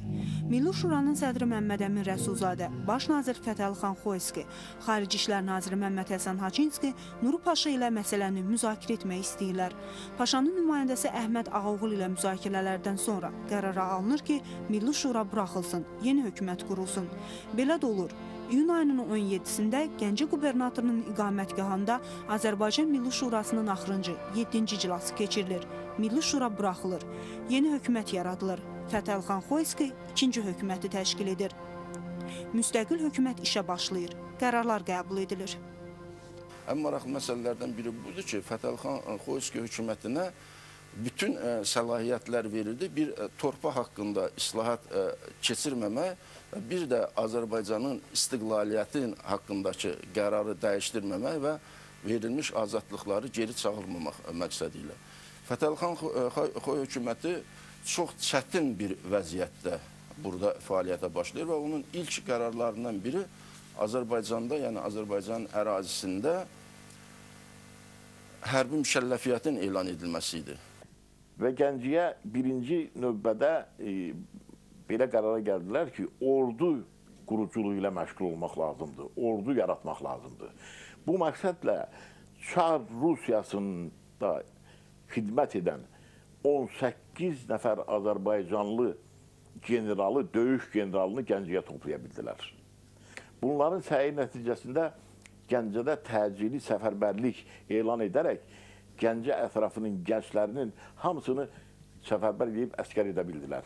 Və hətta qısa bir müddətdə Gəncədə zabitlər məktəbi düzəldə bildilər. Zabitlər məktəbi açdılar. Bu zabitlər məktəbində isə həmən təcrübəli generallar onlara dərs deyirdi. Burada bir məsələ, çətin məsələ qalmışdı. Demək, ordu yaranıb, canlı qüvvə var, amma silah yoxdur. Silahı da almağa yer yoxdur. İran özü pis vəziyyətdə, Türkiyənin özü pis vəziyyətdə, yaxın qonşularımız da özləri öz işlərindən məşğuldur və bizə düşman mövqeyidə idilər hər ikisi. İstər Gürcüstan, istər Ermənistan, istər Rusiya. Belə bir halda əskərləri silahlandırmaq lazımdır. Baxdığımızdan həmən vaxtda Şamiyanın təkidi ilə, Leninin razılığı ilə Türkiyə cəbhəsində vuruşan 4-cü Rus ordusu Bakıya köməyə gəlməli oldu. Gəncədə yaranmış o yeni hazırlıq keçən döyüşçülər birlikdə bu ordunu, eşalonlarla keçən ordunu tamamilə tərkisay edirlər. Və müqavimət göstərənlərə cavab verilir. Müqavimətsiz verənlərə heç bir şey etmirlər. Beləliklə, Gəncədə artıq 40 binə qədər əskər silahlana bilir. O cümlədən toplarla, ağır toplarla, yüngül toplarla, dağ toplarla və görənlər bunu söylüyürdülər ki, Aslan bəy, rəhmətli Səfi Kürdüski sevincindən bir topun lülöyünə minib şəhərə at kimi çapırdı, atın dalından topun lülöyünə minmişdi. Bunlar hamısı Gəncə meşidinin ətrafına silahları yığaraq sonra Gəncədə qoşunları silahlandırdılar. Həmən o silahlı qoşunlarla da bunlar 1900 bilirsiniz ki, 20-ci dəstəkəranda ki, ermənilərlə Qarabağ uğrunda döyüşlər getdi. Bu rəsmi döyüşlərdir. Bu qələbədən sonra Qarabağ qalır mübahisəsiz və mübahisəsiz torpaqlarımızın sahəsini az bir müddətdə 97 min kvadrat kilometrə çatdırırlar. Mübahisəsiz. Bu, bütün ədəbiyyatda var bu barədə. 114 min kvadrat kilometrdən 97 min artıq mübahisəsiz olur. Və bundan sonra bu Gəncədə yaranan hökumət artıq qüvvətlənir. Qafqazda almanların öz məqsədləri vardı. Bunlardan ən mühümü Bakı neftindən faydalanmaq idi. Ona görə də Almaniya Bakının Türkiyənin yardımı ilə azad olunmasını istəmirdi. Müttəfiqlər arasında Azərbaycana münasibətdə mənafi fərqləri çox tezliklə iki ölkə arasında ziddiyyətlərin kəskinləşməsinə səbəb olur. Almaniya Türkiyə ilə Azərbaycan arasında Batumda bağlanmış müqaviləyə kəskin etiraz edir və bu müqaviləni qəbul etməyəcəyini bildirir. Ancaq Ənvər Paşa almanların tələbinə əhəmiyyət vermir. Bununla da almanların Bakı neftinə sahib olmaq cəhdləri boşa çıxır. Ənvər Paşanın Azərbaycan məsələsində qətiyyətini görən almanlar müttəfiqi Osmanlı dövlətindən xəbərsiz gizli razılıq əldə edirlər. Bu razılaşmaya, yəni Brest-Litovski sülhünün əlavəsinə görə Qafqazda üçüncü bir dövlətin ordusu olmamalı idi. Üçüncü dövlətin ordusu deyəndə Türk ordusu nəzərdə tutulur. Almaniya Azərbaycanın bütün zəngin neft yataqlarının düz Kür sahilinə qədər Rusiyaya verilməsinə razılığını bildirir. Bunun müqabilində isə Bakı neftinin bir hissəsi Almaniyaya çatmalı idi. Həmin vaxt nümayəndə heyəti ilə İstanbulda olan Məmməd Əmin Rəsulzadə bunun qarşısını almaq üçün cəhdlər göstərir. Şamiyan hökuməti isə mart qırğınlarını davam etdirir. Bakıda kommunist diktaturası yaranır. Məqsəd Azərbaycanda və ümumiyyətlə bütün Cənubi Qafqazda milli hərəkatları susturmaq idi. Bakı Sovetinin ixtiyarında 18 min döyüşçü vardı. Qızıl Ordu demək olar ki, bütünlüklə Daşnaq zabitlərinin komandası altında erməni könüllülərindən ibarət idi. Bu dəstələr ətraf kəndləri qarət etməklə məşğul olurdular. Azərbaycan və Türkiyə arasında imzalanmış Batum müqaviləsinə görə Türk qoşunları və Gəncədə olan Azərbaycanlı silahlılar Bakını azad etmək üçün hücuma keçirlər. Sentyabrın 15-nə keçən gecə Türk qoşunları sürətli hücumla Bakıya daxil olur, erməniləri tərk silah edirlər. Beləliklə Sentyabrın 15-i tarixə Bakının qurtuluşu kimi yazılır. Türklər gəldi, şəhəri tutdu, ermənilər qaçdı. Ondan sonra hökumət quruldu. Əsasən şəhərdəki o qarma-qarışıqlığı, anarxiyanı filanı türklər 2 günün arasında aradan çıxartdılar. Cəza dəstəsi ondan sonra qanunsuz iş elə cəzalandırıldı ki, nəfəs alaq olmadı. Sentyabrın 17-sində Azərbaycan hökuməti Bakını paytaxt elan edir. Milli dövlət quruculuq işləri sürətlənir. Fətəli Xoyski deyir ki, biz deyir Azərbaycanın müstəqilliyi elan etdikdən sonra bizim yaranmış hökuməti demək olar ki, çox nəhəng bir okeanda kiçik taxta parçalarından hazırlanmış qayığa bənzətmək olardı. Və bu qayığı qaranlıqlarda deyir, elə sürmək lazımdır ki, o qayaların arasından ki, keçirilib geçsin. Hətta o bu təsvir edir ki, bizdə bir kənddən o biri kəndə getmək belə təhlükəli idi. Poçt, teleqraf, heç bir əlaqə yoxdur. Demək olar ki, heç kimin, necə deyirlər, ərizəsini oxumurdu. Əgər belə demək. Belə şəraitdə bizim əsas özbaşınalıq sözün əsli mənasında anarxiya hökmü sürüldü. Belə bir şəraitdə bizim əsas vəzifəmiz bilavasitə bu şəraiti aradan qaldırmaq və Azərbaycanın ayrı-ayrı bölgələri arasında, ayrı-ayrı kəndlər, şəhərlər arasında əlaqələr yaratmaqdan ibarət olmuşdur. Yarada bilmişdir.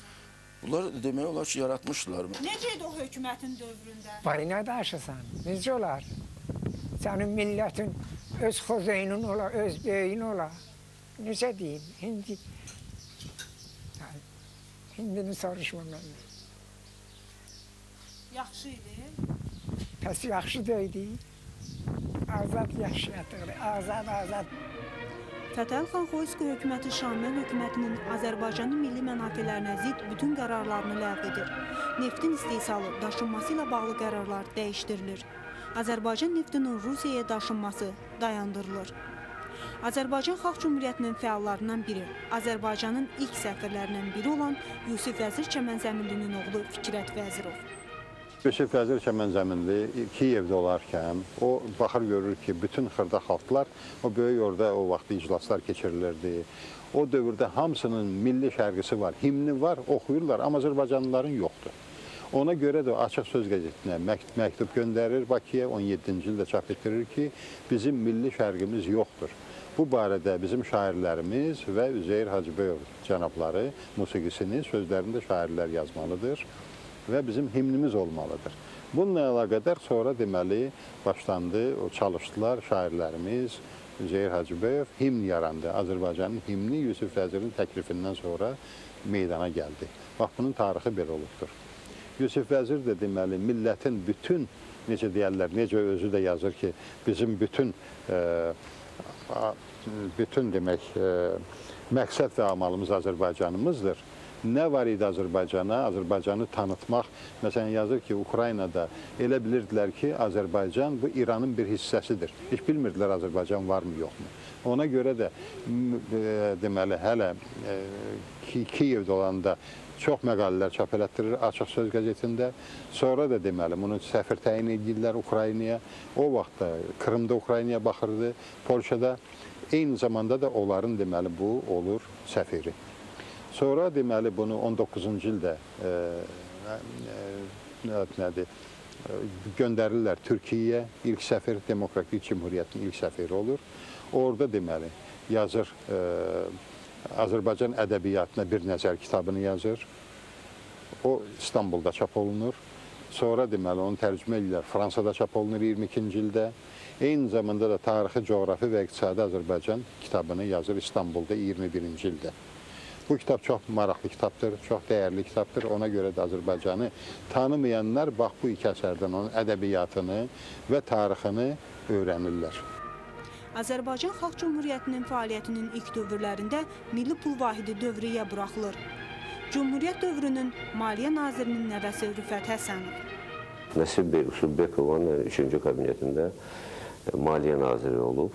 Əvvəlcə Maliyyə Nazirinin köməkçisi olub. Kaplanovdur, səhv eləmirəmsə, Kaplanovun müavini olub. Zam ministri deyiriklə. Sonrası 3-cü kabinetdə bunu nazir təyin ediblər. Beləliklə 20-ci ildə işləyib və həmən illərdə Bakı Şəhər Bankı, belə də adlanır, Bakı Şəhər Bankının strukturunu işləyib və onun tikintisində iştirak edib və təşkil edib bu bankı.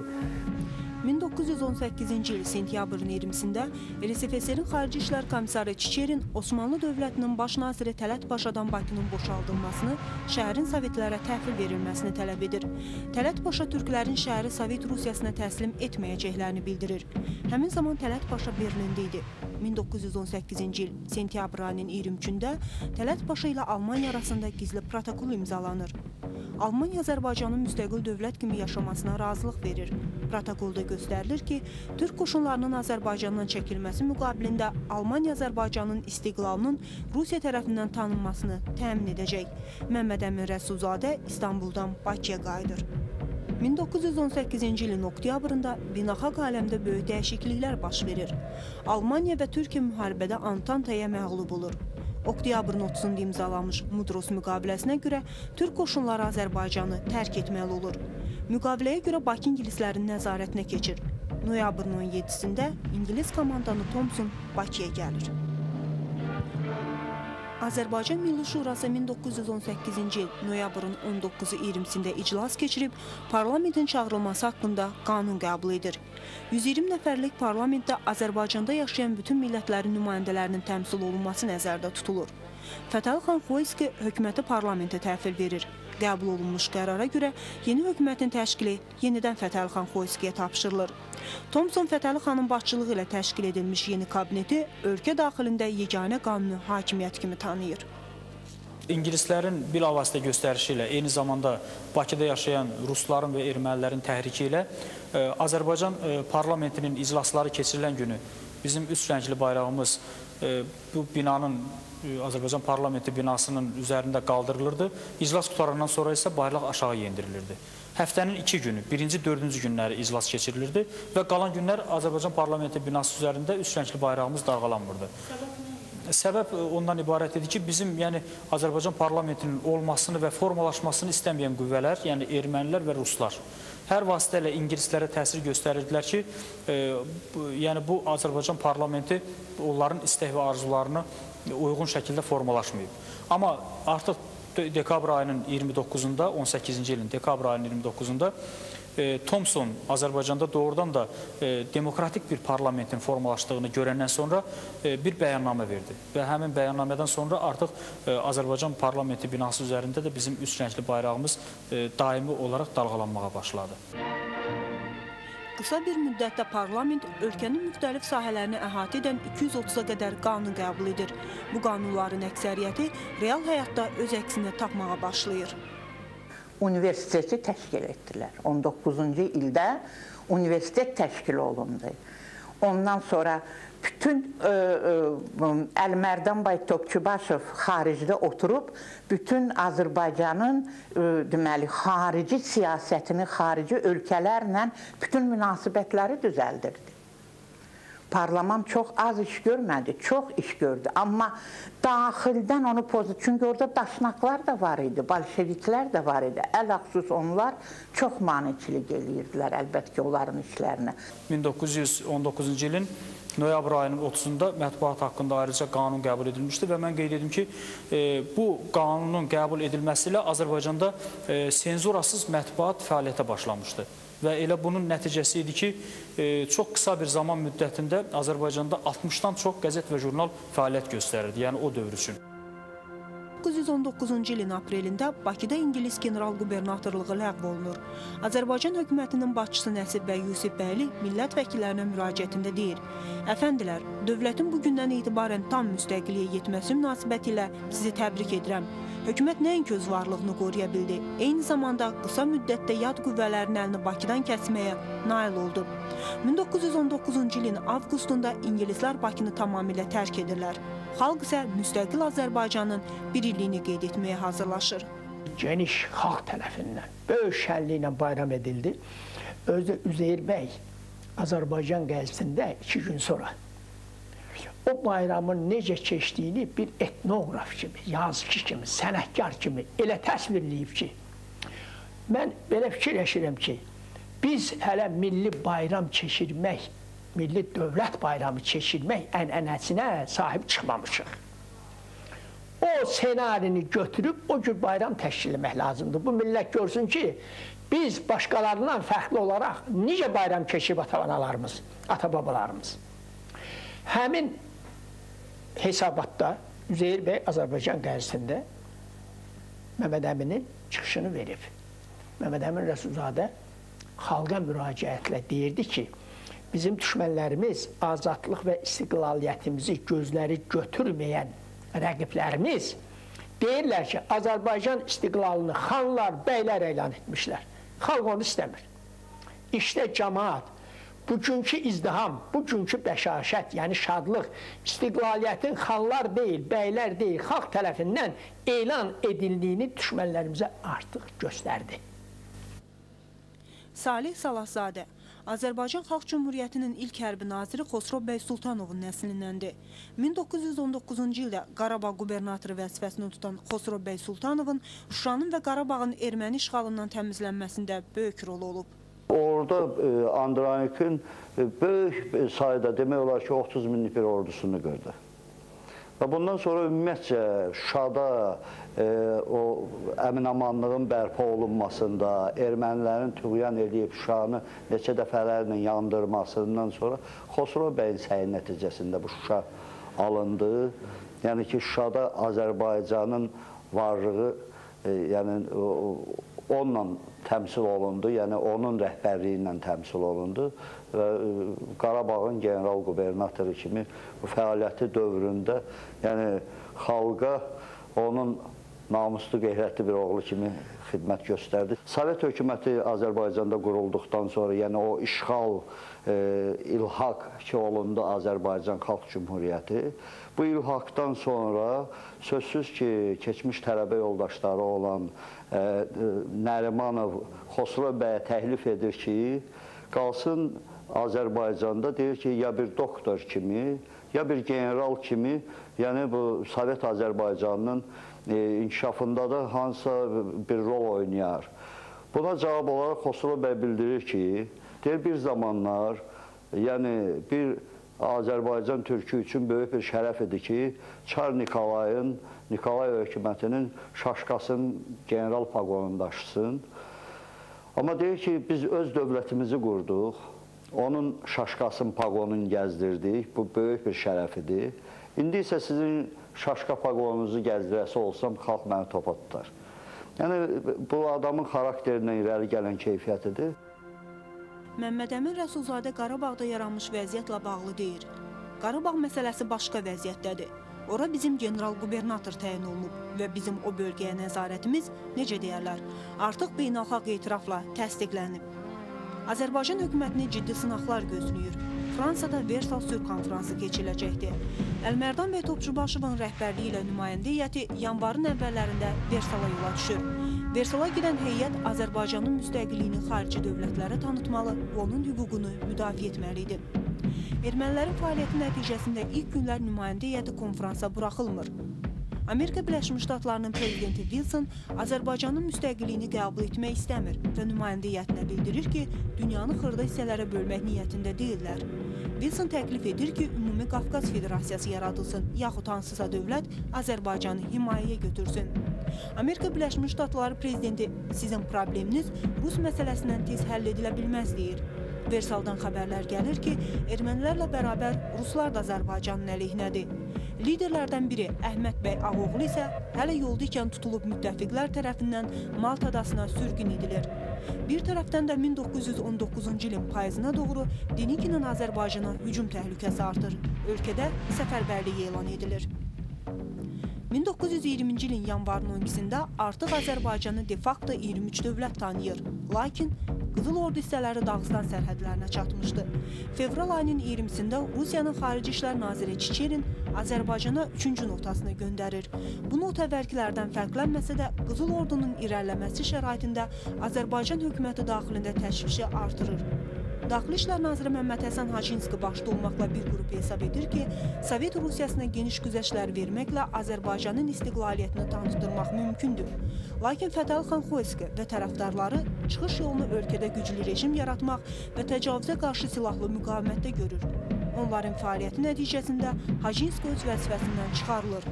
Hacınski tərəfdarları bu uğursuzluğa baxmayaraq öz fikirlərini təbliğ edib geniş fəaliyyət göstərirlər. Bunun nəticəsində mart ayında bir sıra partiyaların nümayəndələrindən ibarət konferansda Hacınskinin platforması qəbul edilir. 1920-ci ilin fevral ayının 11-12-sində Rusiya Komünist Bolşeviklər Partiyası, Bakı Komitəsi, Hümmət və İranlı fəhlələrdən ibarət Ədalət Partiyasının birləşməsi ilə Azərbaycan Komünist Partiyası yaranır.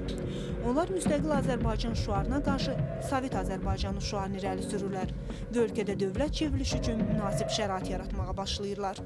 Mən o hadisələrlə əlaqədar Mehmet Əmin Əli Heydər Qarayeva demişdi ki, biz Əli Heydər, sən tutduğun işlərdən peşman olacaqsan. Gün gələcək, sənin elə kommunist silahdaşların özləri səni güllələyəcəklər. Yəni, biz tarixin şahidi, oradan da biz belə bir hadisələr oldu. Yəni, o vaxtın praktikası belə idi.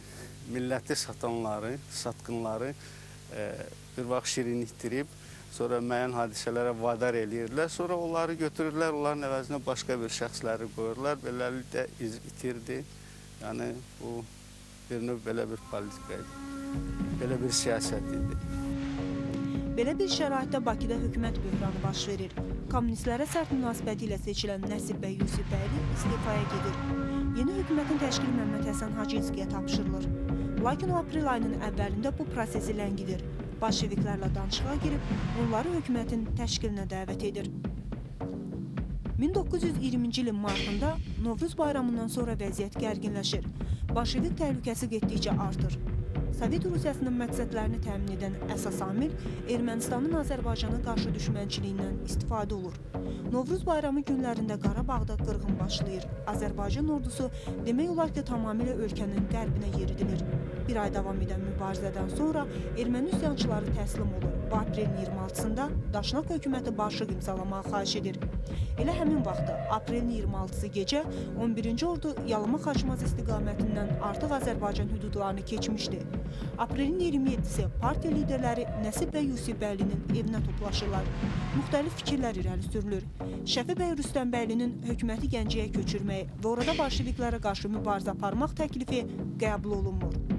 Aprelin 27-sində saat 12-də parlamentin son iclası olur. Hərbi nazir Mehmandarov deyir ki, onun ordusu müqavimət göstərmək imkanına malik deyil. Parlamentdə olan Sosialist, İttihat və Əhrar partiyaları hökumətin bolşeviklərə təhvil verilməsi ilə razılaşırlar. Əleyhinə yalnız Məmməd Əmin Rəsulzadə olur. Parlamentdə yaradılan komissiya hakimiyyəti bolşeviklərə şərtlərlə təhvil verməyə qərar alır. Partiyaların əksəriyyəti İttihat Partiyası o cür düşündü. Sosial-demokratlar o cür düşündü. Hətta Müsavat Partiyasının bir hissəsi o cür düşündü. Düşündülər ki, nefti Rusiyaya versək, o bizdən əl çəkəcək. Onun deməli təsir dairəsindən düşsək, əl çəkəcək və Azərbaycan istiqlalını tanıyacaq. Bu, yeganə hadisə deyildi ki, Rusiya və kommunistlər verdikləri vədə əməl eləmədilər. Məlumdur o şərtlər ki, Azərbaycanda yalnız hökumət dəyişikliyi olacaq. Azərbaycan siyasi xadimlərinə qarşı terror olmayacaq. Sonra Azərbaycan ordusu qalacaq və s. və ilə axırı və ən önəmlisi Azərbaycan öz istiqlalını qoruyacaq. Amma olmadı. 27 apreldən sonra Azərbaycan hər şeyini itirdi və bunlar bu vədlərinə riayət eləmədilər. Cəmaat neynirdi? Eşitdiniz ki, hökuməti yıxdılar. Cəmaat pis olmuşdu. Ağlayan yoxdur, döyən yoxdur başına. Rəhbərimizi yıxdılar, necə olacaq? Mehmet Əmin onda Azərbaycanın şanıdır da, şan oğlu.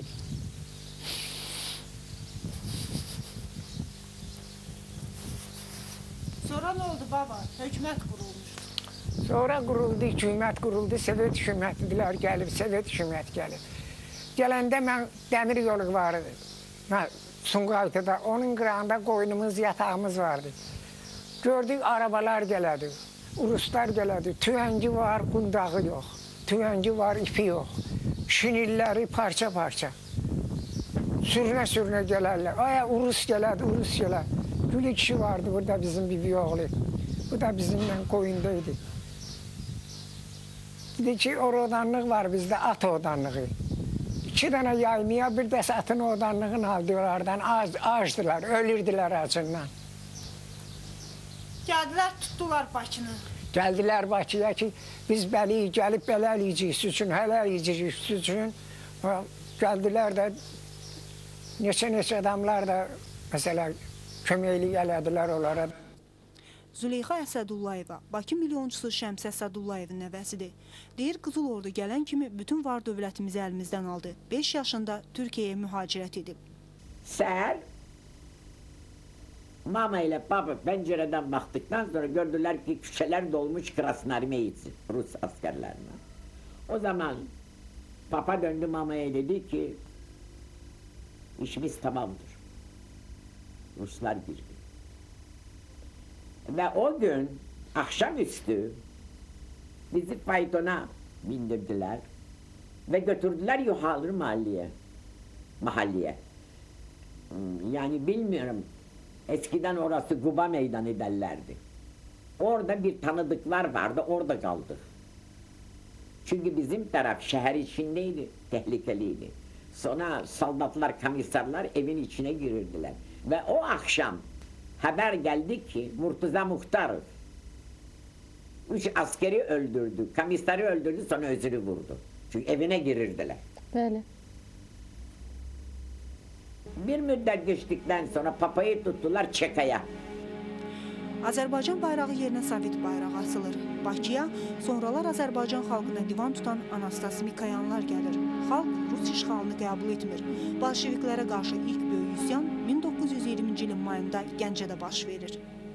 Demək olar ki, bütün axırda 11-ci ordu tamamilə Gəncədə yerləşmişdi, Gəncədə döyüşürdü. Bu döyüşlərdə Azərbaycanlıların göstərdiyi əsas məsələ o idi ki, necə ölümün gözünün içinə düz baxa bilirlər. O zaman iştirak edənlərdən danışırdılar ki, kimə güllə dəyirdisə, deyirdi, Allah sana şükür, şəhid oluram. Şəhid olmaq şərəf sayılırdı ki, bu cənnətə gedəcək. Kimə güllə dəyirdisə, yaralanıbdır, o elə bilirdi ki, öləcək, deyirdi, Allah sana şükür, şəhid oluram. Təsəvvür edin ki, Qənirə xanım, bu döyüşlərdə Azərbaycanlı qızlar özlərinin qardaşlarıyla, Azərbaycanlı arvadlar öz ərlərinlə, əllərində tüfəng hər yerdə birlikdə düşmana qarşı vuruşublar. Belə döyüşü heç bir zaman Azərbaycanda onlar heç bir yerdə gözləyə bildiklərinə görə hər tərəfdən qoşun qüvvələrini Gəncəyə toplayıb bu üsyanı yatsıtmağa çalışdılar və yatsıtmağa da müvəffəq oldular. Ceyhun bəyin sözü, Ceyhun bəy Hacıbəyov deyir ki, bu 20-ci ildə ki, biz belə də döyüşmədən təslim olduq 11-ci orduya, tarixdə bizim alnımızdan ləkəni bir Gəncə üsyanı sildi. Xalq yəni öz etirazını, öz müqavimətini Gəncədə göstərdi, Gəncədə bildi. Yazıcı Anar Sovet repressiyalarına məruz qalmış Rəfibəylilər nəslindəndir. Onun sözlərinə görə qardaşları Azərbaycandan didərgin düşən, özü daim təzyiqlərlə yaşayan anası Nigar Rəfibəyli hətta öz nəsli haqqında danışmaqdan belə çəkinərmiş. 20-ci ilin aprel hadisələrində Gəncənin qubernatoru kimi qarşılayıb. Bolşeviklər gələndə bu öz xoşu ilə gəlirlər bunun yanına türkçe şeyi ver, möhürü, açarı filan da bu yəni dövlət atributlarının Gəncənin. Bu təhvil verir, deyir, məni buraxaq seçmişdik. İndi gedib yenə öz peşəmlə məşğul olaraq. Amma o deyir, sən öz saydığını say. Az sonra Gəncə üsyanı olur. və onu da tuturlar bu üsyanın ideoloqlarından, rəhbərlərindən biri kimi. Bakıda onun istintaqı gedir, indi mən o istintaqçılarla tanış oldum. Demək, şahidlər hamısı erməni, müstəntiq erməni, hakim erməni. Heç bir şey Xudavənd bəy, heç bir günahı olduğunu boynuna almır, heç bir şey o verilən ithamları qəbulləmir. Buna baxmayaraq demək onu güllələyirlər. Deyirlər ki, göyə Nargin adasında güllələyiblər, dəqiq bilmirəm. Və ondan bir neçə il sonra belə ailəmizdə belə bir söhbət də vardı ki, Nəriman Nərimanov deyib ki, hayf biz bunun qabağını ala bilmədik. Firidun bəy Köçərlini və Xudavənd bəy Rəfbəylini gərək qoruyuq, saxlayıq, onlar dəyərli izlərdir. Hökumətin süqutundan sonra Azərbaycan Xalq Cümhuriyyətinin yaradıcılarının çoxu qısa bir zamanda qətlə yetirilir. Bir hissəsi ölkədən didərgin düşür. Nazirlər Kabinetinin ilk rəhbəri Fətəlxan Xoyski Tiflisdə, sonuncu kabinetin rəhbəri Nəsib bəy Yusif bəyli Kürdəmirdə qətlə yetirilir. Parlamentin sədr müavini Həsən bəy Ağayev də Tiflisdə qətlə yetirilir. Nazirlərin çoxu elə həmin vaxt, bir hissəsi isə 1937-ci il hadisələrində güllələnir, yaxud sürgünlərdə vəfat edir. Məmməd Əmin Rəsulzadə Lahıca gedir. Əsrin Səyavuşu, əsrin Səyavuşunu yazır. Sonra onu həbs edirlər. Azərbaycan ziyalılarının düşməni Pankratovun nəzarəti altında xüsusi şöbədə yatır. Hər dəqiqə güllələnmə gözləyir. Günlərin birində Pankratovun yanına aparılan zaman bir nəfərlə qarşılaşır. Bu onun keçmiş dostu Yosif Stalin idi. Məmməd Əmin Rəsulzadə Stalinlə Moskvaya gedir. Oradan Finlandiyaya, sonra isə Türkiyəyə mühacirət edir. Siyasi fəaliyyətini davam etdirir. 1934-cü ildə Azərbaycanın dünyanın 23 dövlətinə tanıdılmasından böyük rol oynayan Əlmərdan bəy Topçubaşov Fransada mühacirətdə vəfat edir. Getdikcə silahdaşlarının hamısını itirən Məmməd Əmin Rəsulzadə təklənir. 1938-ci ildə 19 yaşlı oğlu Rəsulun sən müsavatçı oğlusan deyib güllələnməsi, ailəsinin Qazaxıstan çöllərində sürgün həyatı yaşaması da onun fəaliyyətini zəiflətmir. Türkiyədə Azərbaycan Kültür Dərnəyini yaradır. 1953-cü ildə Stalin ölür. Məmməd Əmin Rəsulzadə, Əmin bəy, Stalin öldü, Azərbaycan azad olacaq elə deyilmi sualına? O yox, Stalin ölsə də imperiya hələ sağdır. O dağılmayana dək Azərbaycan azad olmayacaq deyir. 1955-ci ilin martın 6-sında Məmməd Əmin Rəsulzadənin xəstəxanada son sözü Azərbaycan olur. İlk Azərbaycan Xalq Cümhuriyyətinin lideri dünyasını mühacirətdə dəyişir. 56 il sürgündən sonra Məmməd Əminin ailəsindən yalnız atama, vətəndə uyumaq yalnız atama nəsib oldu. Nənəm sürgündə ölüb, Rəsulun qəbri məlum deyil, burada güllələnib. O birisi bibim, deməli, Lətifə bibim Simipalatinsdə, qızıl mədənlərində, Qatırqada.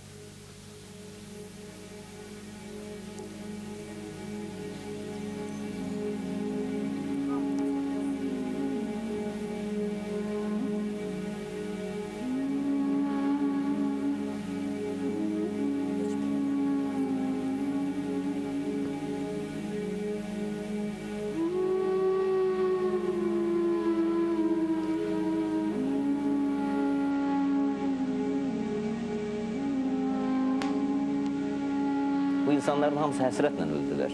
Və bir çoxların nəsillikcə məhv ediblər də. Məsələn, Rəfibəylilər nəslin 9 dəfə repressiya ediblər Sovet dönəmində. Xanxoysklar nəslin tamam kökün kəsiblər. O cümlədən Yusif bəylilərin axırına çıxıblar. Yəni, bir çox nəsillər eləyiblər ki, bu nəsildən adam qalmayıb. Yəni, məqsəd də ondan ibarət idi ki, bu da Moskvadan gələn o təməl siyasətlərdən biri idi. Bir millət nəsilləri ilə güclü olur. Nəsillər, sağlam nəsillər, köklü köməkçi nəsillər çox olduqca o millət sınmır. Onlar nəsilləri cılızlaşdırırdılar. O əsilli, köklü xəttləri millətin içərisindən yox edirdilər ki, millət yavaş-yavaş cılızlaşsın və sıraviləşsin. İdealdakı o Sovet xalqı deyirdilər ki, heç kim bir-birindən fərqlənməsin. O cür bir millət, milli özlüyünü itirən bir millət yaratmaq istəyirdilər. 1920-ci ildən ötən 70 il ərzində hadisələrin əsl mahiyyəti insanlara açıqlanmadı. Xalq əsl düşmənlər əvəzinə daxildə düşmənlər axtardı. Düz 70 il böyük şəxsiyyətlərdən gah biri, gah da digər xəyanətkar kimi xalqına təqdim olundu. Təqdim edənlərin çoxu isə özümüz idik. Azərbaycan Xalq Cümhuriyyəti niyə süqut etdi? Bu tarixi zərurət idi, yoxsa səhvlərin nəticəsi? Birinci, o Məmməd Əmin bəy sonra gənclik, İstiqlal məfkurəsi və gənclik adlı məqaləsində də bunu yazır. Deyir, misli Avropada belə görünməyən bir liberal bir rejim qurmuşduq. Yəni, insan haqlarına, demokratik azadlıqlara çox böyük önəm verilmişdir. Hətta ən demokratik ölkələrdə belə olmayan bir azadlıqlar vardır. Məsələn, misal üçün deyirəm, Əli Heydər Qarayev məlumdur. Bir kommunist idi, eyni zamanda parlamentin üzvü idi. O, mitinglərin birində, özü açıq mitinglər keçirilir, çox belə fövqəladə bir vəziyyətdə mitinglər keçirir və mitingdə görün nə elan edir. Deyir ki, Denikinə qarşı mübarizədə hətta Azərbaycanın meydinin üstündən keçmiş olsaq belə biz Moskvalı yoldaşlarımıza kömək eləyəcək. Bu adam tam azad idi. Bu cür adamlar Azərbaycanın tam azad fəaliyyət göstərirdilər. Və bu bir aludəçilik var idi. Hər şeyin ifratı pisdir. Ən gözəl məsələlərdə belə ifrata yol verəcəksə, o bizim əleyhimizə yönələcək. Əqidəcə, yəni müstəqilliyimizi qəbul etməyən adamların həm Azərbaycan hökumətində, həm də Azərbaycan parlamentində təmsil olunmaqları. Yəni əqidəcə bu dövləti qəbul etməyən adamlara bu hökumətdə və bu parlamentdə imkan verilməsi, mənə gəlir bu subyektiv səbəblərdir ki, buna yol verilməməlidir. Məsələn, o dövrdə bizim Müdafiə Nazirliyi sistemində bilavasitə Rusiya ilə əlaqəli olan, Rusiyanın Müdafiə Nazirliyi sistemi ilə, Hərbi Nazirliyi ilə əlaqəli olan bizim bir sıra zabitlərimiz vardı ki, 20-ci ilin 27 aprel işğalında o adamlar əsl simalarını göstərdilər. Məsələn, 11-ci ordu Azərbaycan ərazisinə daxil olanda onlar körpüləri partlatmalı olduqları halda, dəmir yolunu partlatmalı olduqları halda bu addımı atmadılar. Əgər bu addım atılsaydı, 11-ci ordu yəqin ki, Azərbaycan ərazisinə bir qədər də gec daxil olardı və o müddətdə bizim milli ordu hissələri şimal sərhədlərinə doğru çəkilə bilərdi və müqavimət göstərə bilərdilər. Yəni, bu cür subyektiv səbəblər də vardı ki, bunların qarşısını almaq mümkündür. Subyektiv səbəblər odur ki, daxildə çəkişmələr oldu. Amma obyektiv səbəblər odur ki, çəkişmələr olsaydı da, olmasaydısa da, bu Sovet imperiyası ki deyiliyindi, bu mütləq təzdən gəlib o Qafqazı tutulacaq. Onun qabağını heç bir şey ala bilməz. 20-ci ildə Bolşeviklərin gücləndiyi dövrdə təbii ki, xüsusi xidmət orqanları da öz işlərini daha da gücləndirmiş, istər milli ordu, istərsə də xüsusi xidmət orqanları, əks inqilab ilə mübarizə təşkilatı bu istiqamətdə xeyli işlər görmüş. Amma buna baxmayaraq, vaxtı ilə Azərbaycan xüsusi xidmət orqanlarında demək ki, işə girmiş bir çox sosial demokratlar, eləcə də hümmətçilər təbii ki, Bolşeviklərə kömək göstərmiş və Azərbaycan Demokratik Cümhuriyyətinin süqutunda mənə elə gəlir ki, bu faktların da az rolu olmamışdır. Xalq Cümhuriyyətinin süqutu ilə Azərbaycan nə itirdi? Tək müstəqil dövlətini mi? Məmməd Əminin bir sözü var. Stalin ona tutulandan sonra onlar söhbət eləyirlər. Vagonda gedə-gedə deyir də yaxşı, deyir.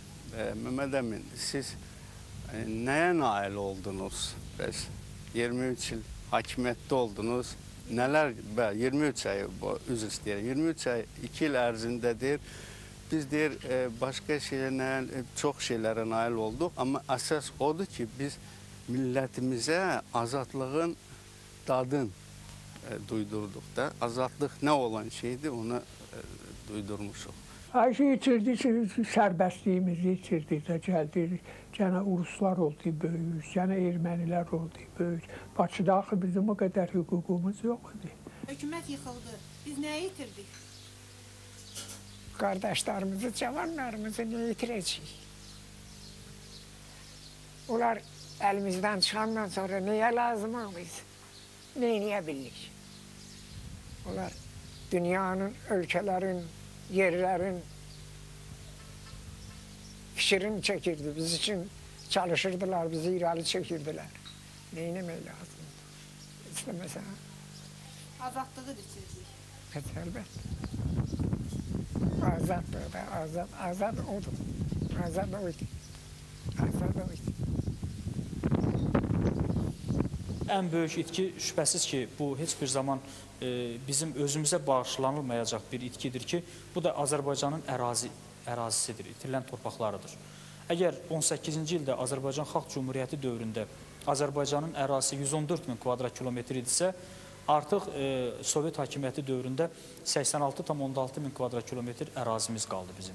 Yəni, qısa bir zaman müddətində Zəngəzurun itirilməsi, Borçalının itirilməsi və 4 min kvadrat kilometrlik bir ərazidə, yəni Qarabağ, Dağlıq Qarabağ ərazisində böyük bir problemin yaradılması məhz 20-ci illərdə baş verən hadisələrin nəticəsində mümkün oldu ki, bugün də biz onun əziyyətini çəkməkdəyik. Belə bir hökuməti itirməklə onların yerinə gələn Bolşevik hökuməti hələ hər şey qoyuram mən burada. Yenə də orada da Nərimanov kimi adamlar istisna olmalıdır, Ağamalıoğlu kimi adamlar. Amma elə cahil adamlar gəliblər iş başına ki, Fəhlə Kəndli hökumət adı ilə. Bu cahil hökumətlə, bu cahillərdən ibarət hökumətlə o bir hökuməti heç müqayisə eləmək olur. Hökumətdən də çox şey yazıldı. Bir var ki, məsələn, parlamentin sədri Həsən bəy Ağayev olsun. Bir də var onda Sovet vaxtında kimi də o vaxt Mirbəşir Qasımov, nə bilim, ondan əvvəl bir Muxtar Hacıyev olubsa filan. Yəni, tamamilə belə yarı savadlı, kəm savadlı adamlar gəliblər. O illərin arxiv sənədlərinin təhlili maraqlı bir nəticəyə gətirib çıxarır. Bu fikir subyektiv də görünə bilər. Amma Azərbaycanın bəlalarından biri, bəlkə də ən böyüyü o idi ki, ayrılıqda hər biri çox böyük şəxsiyyətlər biri-birinə hətta bəzən Azərbaycan naminə belə güzəştə getmir. Çar Rusiyası əleyhinə silahdaşa çevrilənlər sonradan biri-birinə silah çevirir. Bunu isə geopolitik cəhətdən böyük maraq kəsb edən Azərbaycanın qonşuları bizdən daha yaxşı görüb və görür. 70 ildən sonra yenidən müstəqillik əldə edən Azərbaycanlı o illərdən nəticə çıxarıbmı? Məmməd Şərif Əfəndizadə var idi. Sonra Türkiyəyə gedəndə o çox analitik bir yazı yazdı. Və bu dövrü biraz da hətta bir ifrat şəkildə, çox qərəzli şəkildə tənqid eləyir. Amma tənqidlərin bir hissəsində çox maraqlı bir məqama toxunur. Ölkəyə deyir, milli şuur gətirilmədi. Milliyyətçilik deyir, gətirilmədi. Məktəblərin o milliləşməsi ləngidildi, sonra dövlət aparatının milliləşməsi ləngidildi. Və bugün Azərbaycan 10 ildir müstəqildir. Müstəqilliyimizin 10 ilini qeyd eləyəcəyik. Amma bizim məktəb, təhsil sistemi milliləşdimi? Milliləşmədi. Biz dekolonizasiya o xəttində nə qədər irəli getmişik? Məncə çox irəli getməmişik. Və bugün ona görə Azərbaycan vətəndaşı əski dəyərlərlə düşünür. Nostalgiya var onda. Keçmişimizdən, Sovet dövrünün keçmişindən qoparmaq, yəni onun mənfi hallarını nəzərdə tuturan şübhəsiz, istiqamətinin böyük işlər görünməyib. Ona görə Rusiyanın 3-4 bilmirəm, neçə kanalı burada göstərir. Ona görə Rus dilinin yenə də önəmi qalır. Ona görə bizim o təhsil sistemi yenə də beyni yuyulmuş yeni vətəndaşlar istehsal eləməkdədir. Təəssüf ki, nəticə çıxartmamış. Ya çox az nəticə çıxartmış.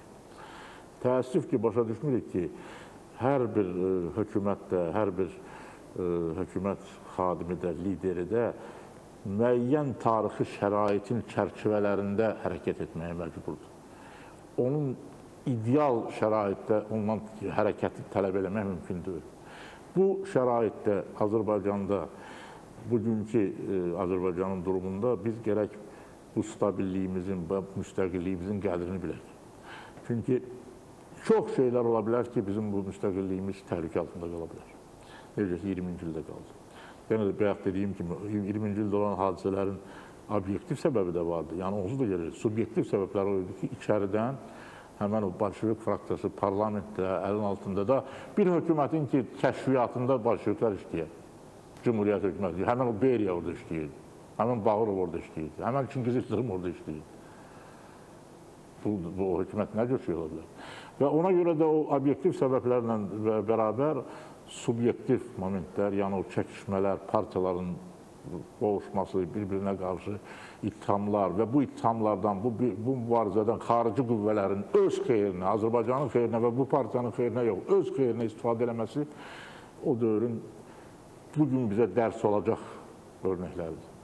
Nə dərəcədə biz bu dərsi mənimsəmişik, onu deyə bilmərəm. Mənə elə gəlir ki, az mənimsəmişik. Bakının təm mərkəzində o keçmiş o sahil küçəsində, elə sahil bağının yaxınlığında keçmiş 26 Bakı komissarının mavzoleyi var. Orada demək, o 26-larla əlaqədar o heykəllər falanlar hamısı yığışdırıldı. Amma o əbədi məşəl ki var, orada qalır. Onun yuxarısında o lövhələr var, daş lövhələr var. Mən bir neçə dəfə təklif etmişəm, bir də yenə deyirəm onu ki, çox yaxşı olardı ki, orada Azərbaycan istiqlalı uğrunda, Azərbaycan millətinin yüksəlişləri uğrunda canın fəda eləmiş insanlar ki var, onların hər birinin adı onun üzərində yazılsın. Yəni Həsən bəy Ağayevin adı yazılsın orada, Məmməd Həsən Hacınsqının adı yazılsın orada, Nərman Nərmanovun adı yazılsın orada, Xudadat bəy Rəfibəylinin adı yazılsın orada, Əhməd Cavadın adı yazılsın orada. Sıra-sıra bu cür insanların ki, onlar həyatların, taleylərin qurban veriblər bu millətin naminə.